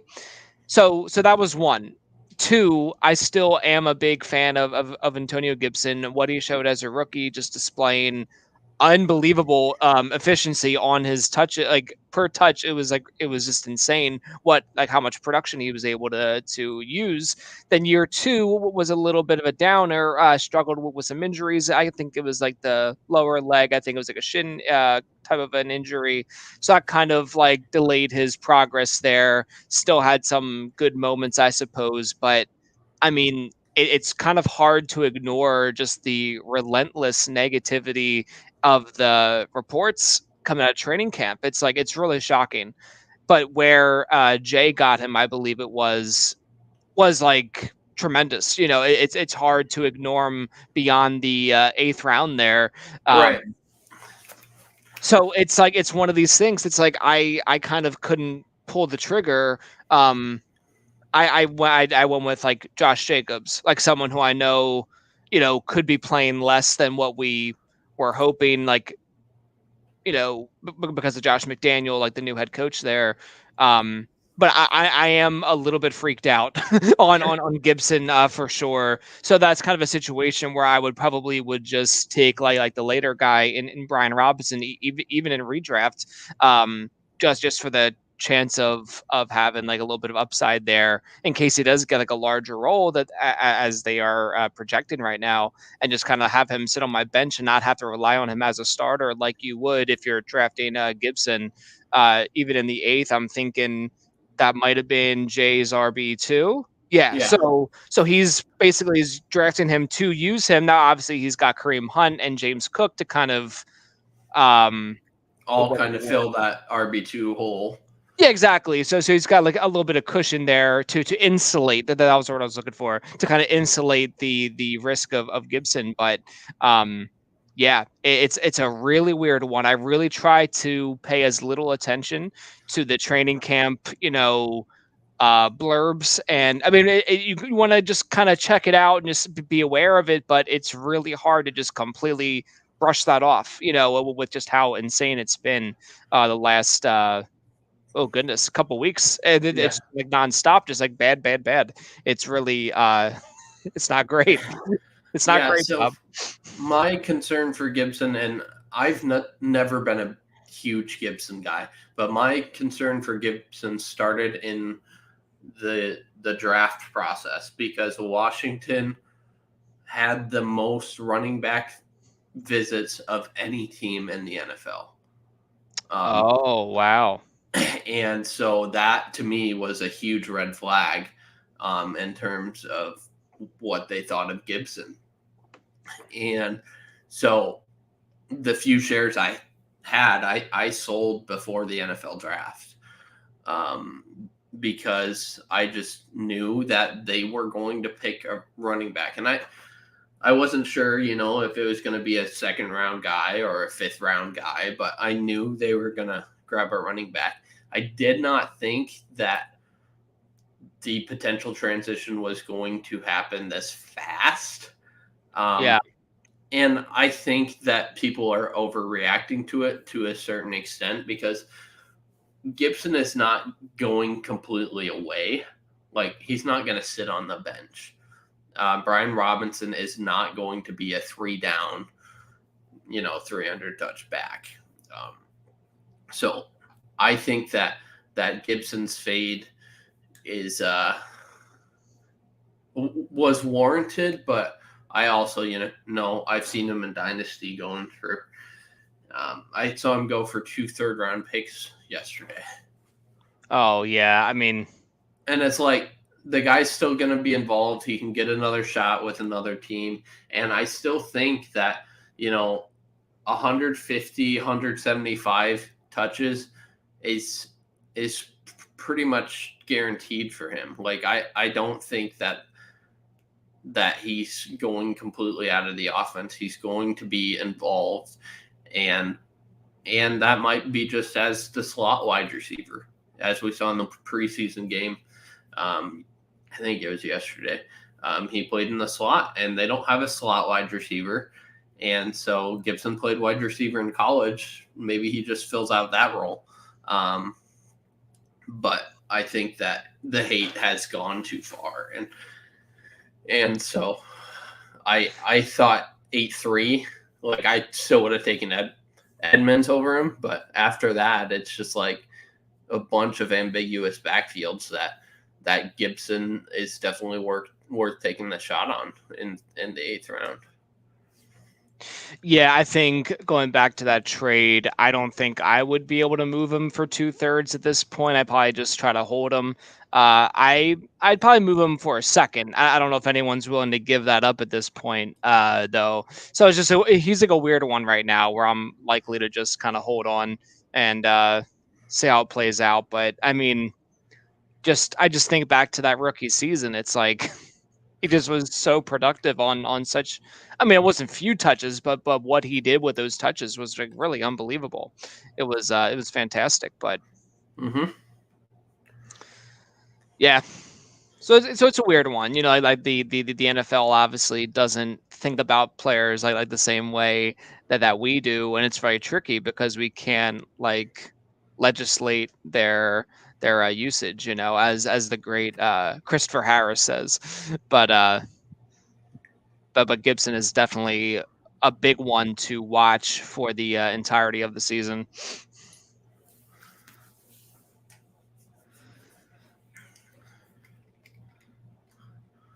The running back field is pretty much dead at this point. There's not really, like, Isaiah Spiller is probably a fine handcuff, but right now, through training camp, he's the number 3 back. in the system. And so just all these guys are just guys that something has to happen in order for them to be fantasy relevant. Yeah. The two players I was looking at there was actually Isaiah Spiller and Jacoby Myers. So that is not ideal. But I mean, I'm looking okay at wide receiver. I didn't really necessarily need Jacoby Myers. I would have liked Jacoby Myers for sure. But a lot of my favorite handcuff guys are gone at this point. Obviously, Madison went, and then Khalil Herbert went. So good job on Lobo getting him. We don't need to talk about Darrell Henderson again. So I think this will be a good opportunity for me to take a chance on Isaiah Spiller. Mm-hmm. Love that offense, obviously. Love Austin Eckler. If anything were to happen to him, and we obviously don't want anything bad to happen to him, I am intrigued by Isaiah Spiller for sure. Absolutely. I think he was my number 3 back in the class, and I was surprised to see how far he fell. I just thought he's pretty well rounded and does things pretty well. So I thought that a team would take a chance on him earlier. Yeah, I mean, it could have just been the lack of involvement at the combine because of the injury he was kind of nursing there. So that always kind of sets players back, and obviously that they. Well, I mean, you never know. I mean, it was interesting. I was happy that John Mechie got drafted in the second round, but he was coming off of like the torn ACL and stuff. So it's like you look at his situation. I guess Houston thought he was more of a sure thing because of what he demonstrated at Alabama than some of the other teams did with Isaiah Spiller. Right. But to me, no, he was really solid all around. At one point, he was my number 2, and then as the lack of participation at the combine and then at his pro day, everything was very limited. It was very hard to remain bullish on him at that point. So Mm-hmm. I did not come away with him a lot in my rookie drafts this year, but glad to finally have a share here at this point, and Yeah. so we'll see what happens. But Mm-hmm. Do you think Spiller will get intermittent touches? Like, do you think they're gonna maybe decrease Eckler's role a little bit so he can stay a little bit healthier? I think it would be wise to, just because it's a 17 game season. I mean, it's the second year in a row of that, obviously, and I think the Chargers do have their eyes on the postseason. Mm-hmm. So I think it would benefit the team as a whole to kind of give him.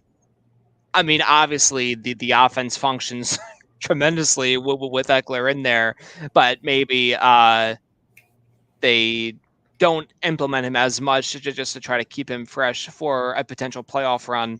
I think that would be for the best, but I have no idea what to expect as far as touches goes. I mean, you might get like 4 touches a game. I honestly don't know if he's going in like the 2-minute drill of like the first half. I'm not really quite sure, to be honest. But if he's like the number 3, he might not even see the field that much, unless I guess Joshua Kelly, who's operating as the number 2, if he gets banged up a little bit. Is that right? Is it Joshua Kelly who's like the Yes. number 2 right now? Okay, yeah. So yeah, I mean, it's really really hard to say, but with a lot of these guys, definitely want to keep a close eye on, because it's not as clear cut as like Madison or Herbert, where that they are just a clear handcuff and like the number 2 behind. I mean, in Herbert's case, Montgomery, and Madison's case, Dalvin Cook. But yeah, it'll be interesting. Yeah, absolutely.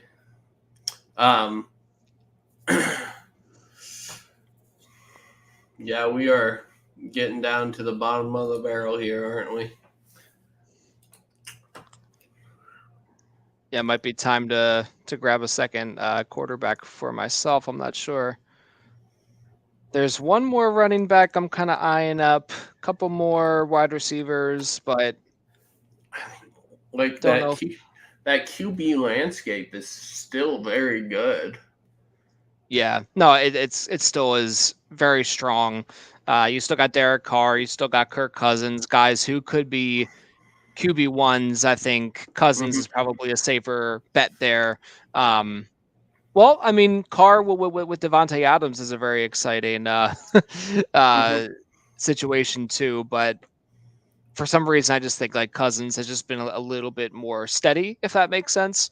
Um, but So, but at this point, are you going for steady or are you going for upside? oh no, for sure. I guess at this point, I'd be going for upside.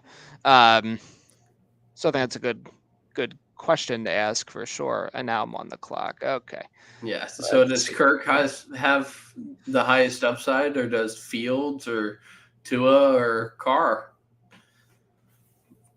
Hmm, that's I actually mean, a very good question. yeah, I feel like right now you just got to shoot for upside. So like when it's your QB2, you're not looking for consistency necessarily. You're just looking for that your highest upside pick. Oh, Charlie gives us a little curveball. Now it's a 2 minute clock. So Right on we your are pick. right on my pick. So that's just lovely. I'm going to do something a little crazy right here, and I'm going to take Kenny Galladay. If we're talking about upside, I think this is a good spot to aim for upside. Uh, I absolutely, obviously, I absolutely love that pick. it Um, it could be a total train wreck. But then again, at this point, he could just be like an easy cut, which is just weird to say 2 years ago, or even going into last year, he mhm. was being drafted as like a wide receiver 3. It's just tremendous, how much of a difference one season can make. But if we are aiming for upside, I think Galladay definitely has it at this point.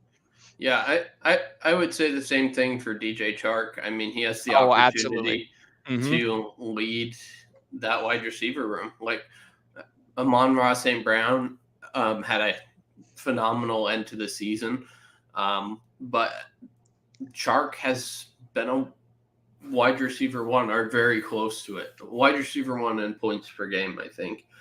Um, and I still believe he has the talent. He's got great opportunity to do that.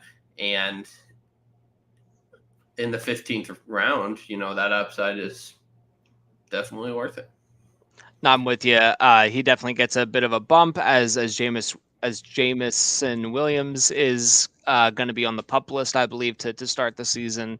Mm-hmm. Um, yeah, I mean he may not be back until the second half of the year, and if Detroit is not in a position to make a playoff run, why on earth would they rush out their future like wide receiver one? You know what I mean? So I Right. absolutely love DJ Chark. Definitely was someone that I've been very very into. I guess I did have him like as a guy I was eyeballing maybe on the way back, but I think Galladay just maybe spoke to me a little bit more in that moment. But Yeah. no, I'm very into DJ Chark for all the reasons that you just said. He had a phenomenal start to the season last year, but unfortunately he went down with an injury. What was that, week 3? I think it was. It was like early in that Thursday night game. It was really brutal. Yeah. It was week 4. No, that's right. Yeah. Yeah. But yeah, he had a great start. He had 12 targets week 1 and had Jeez. 86 yards and a tutty. And then, yeah, he had 2 games over 10 fantasy points and non PPR. And yeah, he had a nice start. And so I am actually on the Jerick McKinnon boat in terms of KC running backs instead of the hype man and CEH. I just look at the playoff games last year for the Chiefs, and CEH was healthy. He was good to go, and Jerick McKinnon took 70% of the touches, and they re-signed him. They brought in a younger sort of comp to him in Pacheco, and so I think Jerick McKinnon definitely has the upside to just be a big player in that backfield, having, even if it comes down to 10, 12 touches a game, but in PPR, that's going to have some value. No, definitely. Obviously, in that high-powered offense, he's a great guy to. Well, I mean, it's interesting. He to me is more appealing than like Ronald Jones at this point. I just really don't want to touch Ronald Jones with like a 10-foot pole. It's like it's really insane how he's just, even though he's in a great spot. I think McKinnon is definitely someone who can challenge him for snaps. I'm not sure how they're like. It's just all been like Pacheco. That's all we've heard about. It seems like. Well, yeah, it's really interesting.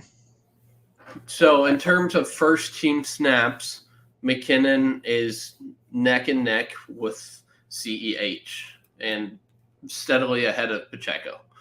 Gotcha.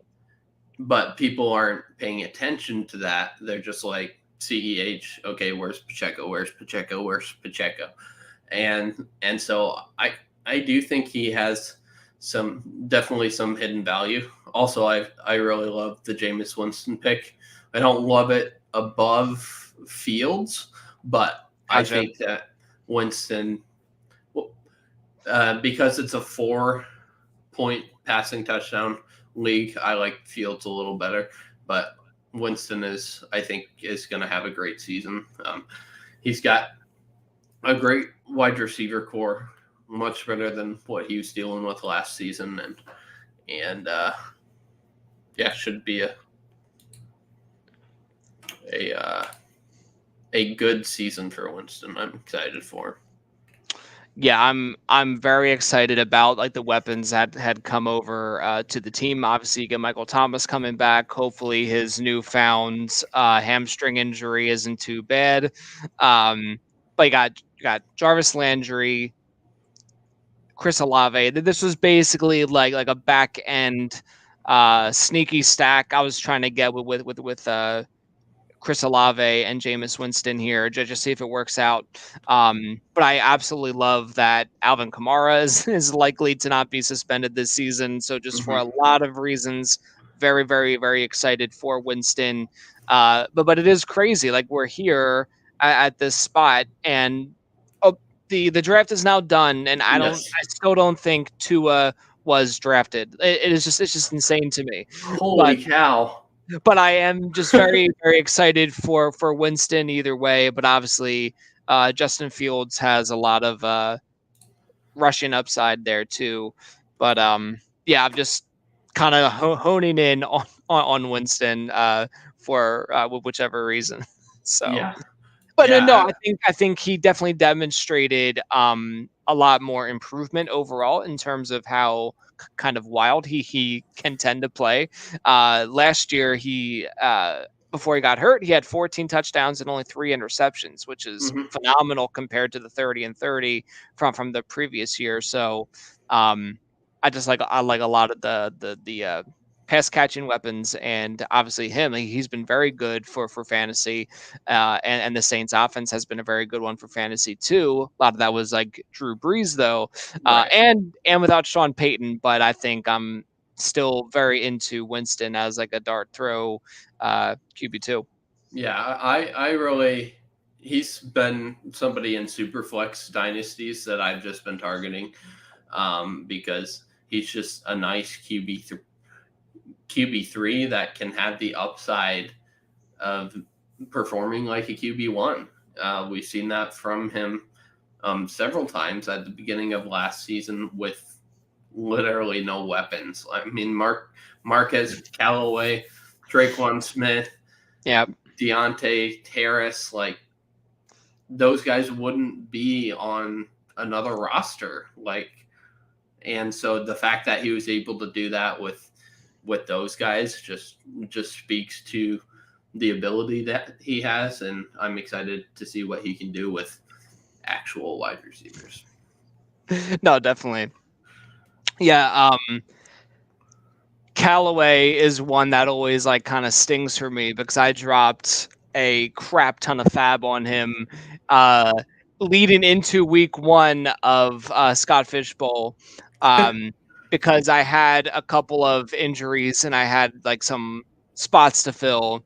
So I just went very aggressive, like early, Right. and Like you always do. like I always do. That's right. I do tend to drop the fab. I even traded a bunch of fab here just in this draft to try to trade up for Ertz. But yeah, so I'll be rolling into week 1 with only 85 fab dollars there, but that's all right. I felt it was worth it. But Yeah, well, Marquez Callaway, yeah, I think I spent like $45 on him.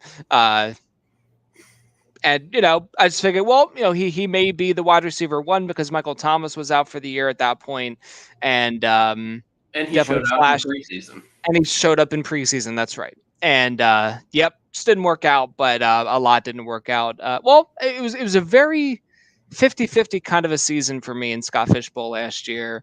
I hit on JT.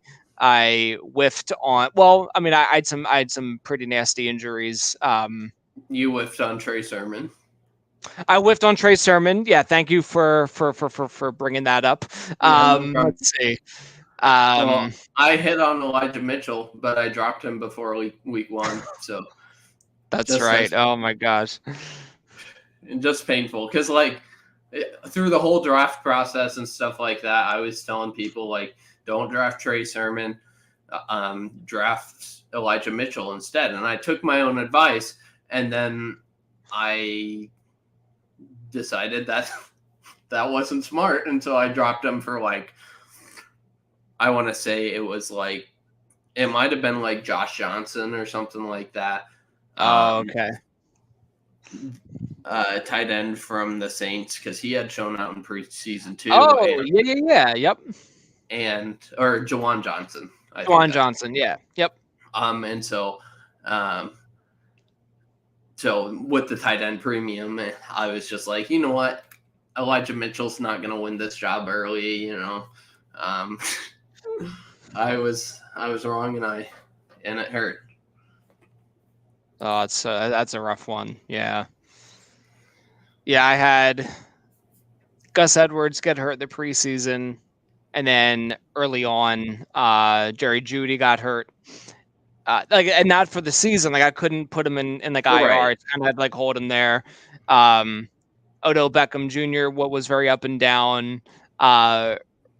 Robbie Anderson didn't really work out, and then Antonio Gibson had a little bit of an issue. So really, it was mostly leaning on Jonathan Taylor and Dak Prescott, and that's Pat Freiermuth was a pleasant surprise. I remember I got him there. Yeah. Mm-hmm.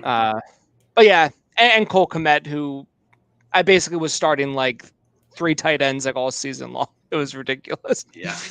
All right. There was a lot of sorry. We got a question here. Do you take Terry McLaurin as a top 20 wide receiver, someone who will put the majority of Washington points up this year? For me, he is just outside my top 20. I think he is my wide receiver 25, but there are guys like Mooney, A-Rob, Brandon Cooks, Hollywood. Those guys just edge Terry out because Wentz has never been great at targeting, the wide receiver 1, and Pittman was fine last year with Wentz, but there's a world where Wentz loses his job halfway through the season, and they've got to deal with Sam Howell, and so I just like the consistency that I know I'm going to get from those Mooney, Brandon Cooks, Hollywood, that group of people I'll take before McLaurin. What about you, Steve? Yeah, I think he's definitely in that same tier. But I think he's not going to get the volume that people think he's going to get. So I think like Cooks will get a better chance at volume. I think Mooney will get a better chance at volume. And then Wentz obviously is not the best like deep ball passer either, which is where McLaurin really shines. In that offense, I would rather have the rookie Jahan Dotson, who I think can work in different areas of the field that would help Wentz out better to be more efficient. So I would just I'm not fading McLaurin, but definitely not a top 20 wide receiver for me. He would fit as like a wide receiver 3. I'd be happy with that, but I would not feel the most comfortable with him as like a wide receiver 2 on my team. So I don't have exact rankings made at this stage, but yeah, he's definitely is in a similar tier as a lot of the guys you had mentioned there, Zach. But yeah, I think I'm rooting for Wentz. I really am. But it just makes me a little bit nervous. I would rather have Dotson. But then again, after McLaurin and Dotson, there's really not a whole lot of like talent there, if that makes sense. You know, with like Logan Thomas still being a little bit banged up and stuff. I really honestly couldn't even say who their wide receiver 3 would be at this time. And I just did a Red.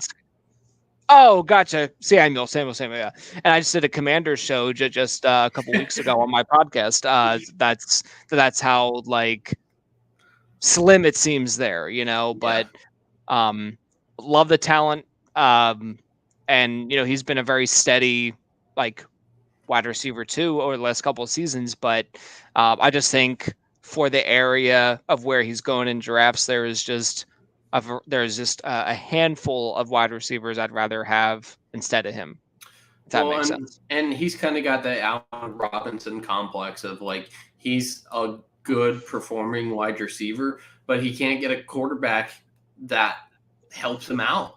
And so until that happens, I'm going to take the upside of the guys who do have those good QBs. And like, I love Terry and he's a talented guy. But I just feel that Wentz is going to hold him back from being that top 24 wide receiver. No, definitely. All righty. I think we're going to wrap it up here, Steve. Thank you for joining me. Thank you for indulging my pain over Chase Edmonds. There you go. Yep. But tell the people where they can find you. I'm sure they've seen you on the podcast here before, but you know, just give them your spiel. You got it. Yeah. So as you can tell by our shirts, we are writers for Dynasty Pros. So just recently I put out an article about Jalen Hurts in Dynasty, what to do with him. So you can check that out there. Beyond being a writer for Dynasty Pros, I also write and do a podcast for IDP guys on their YouTube channel. That is called the Fantasy Ladder Podcast. That will be coming to you maybe once or twice a week in the season. Still working out some scheduling things there, but you can definitely keep an eye out for that. And it would be great if you would subscribe to the IDP guys YouTube channel. That'd be great. Absolutely. Yeah, go ahead and follow Steve on Twitter and go listen to his podcast because it's really fun and really good. I appreciate that. All righty. Well, hopefully one of the two of us wins this league and we can come back and brag about it on the podcast a couple months from now. That's right. Yeah, the reigning champ, not to brag, felt it'd be appropriate to hop on the show and just mention that fact. But no, I am hoping to defend my title. But it is just an awesome group of guys, a very competitive group, but also a very friendly and fun group too, which is just a really ideal type of league to be a part of. So yeah, it's gonna be a lot of fun. Absolutely. All right. Thanks for popping on, and I'll talk to you later, Steve. All right, you got it.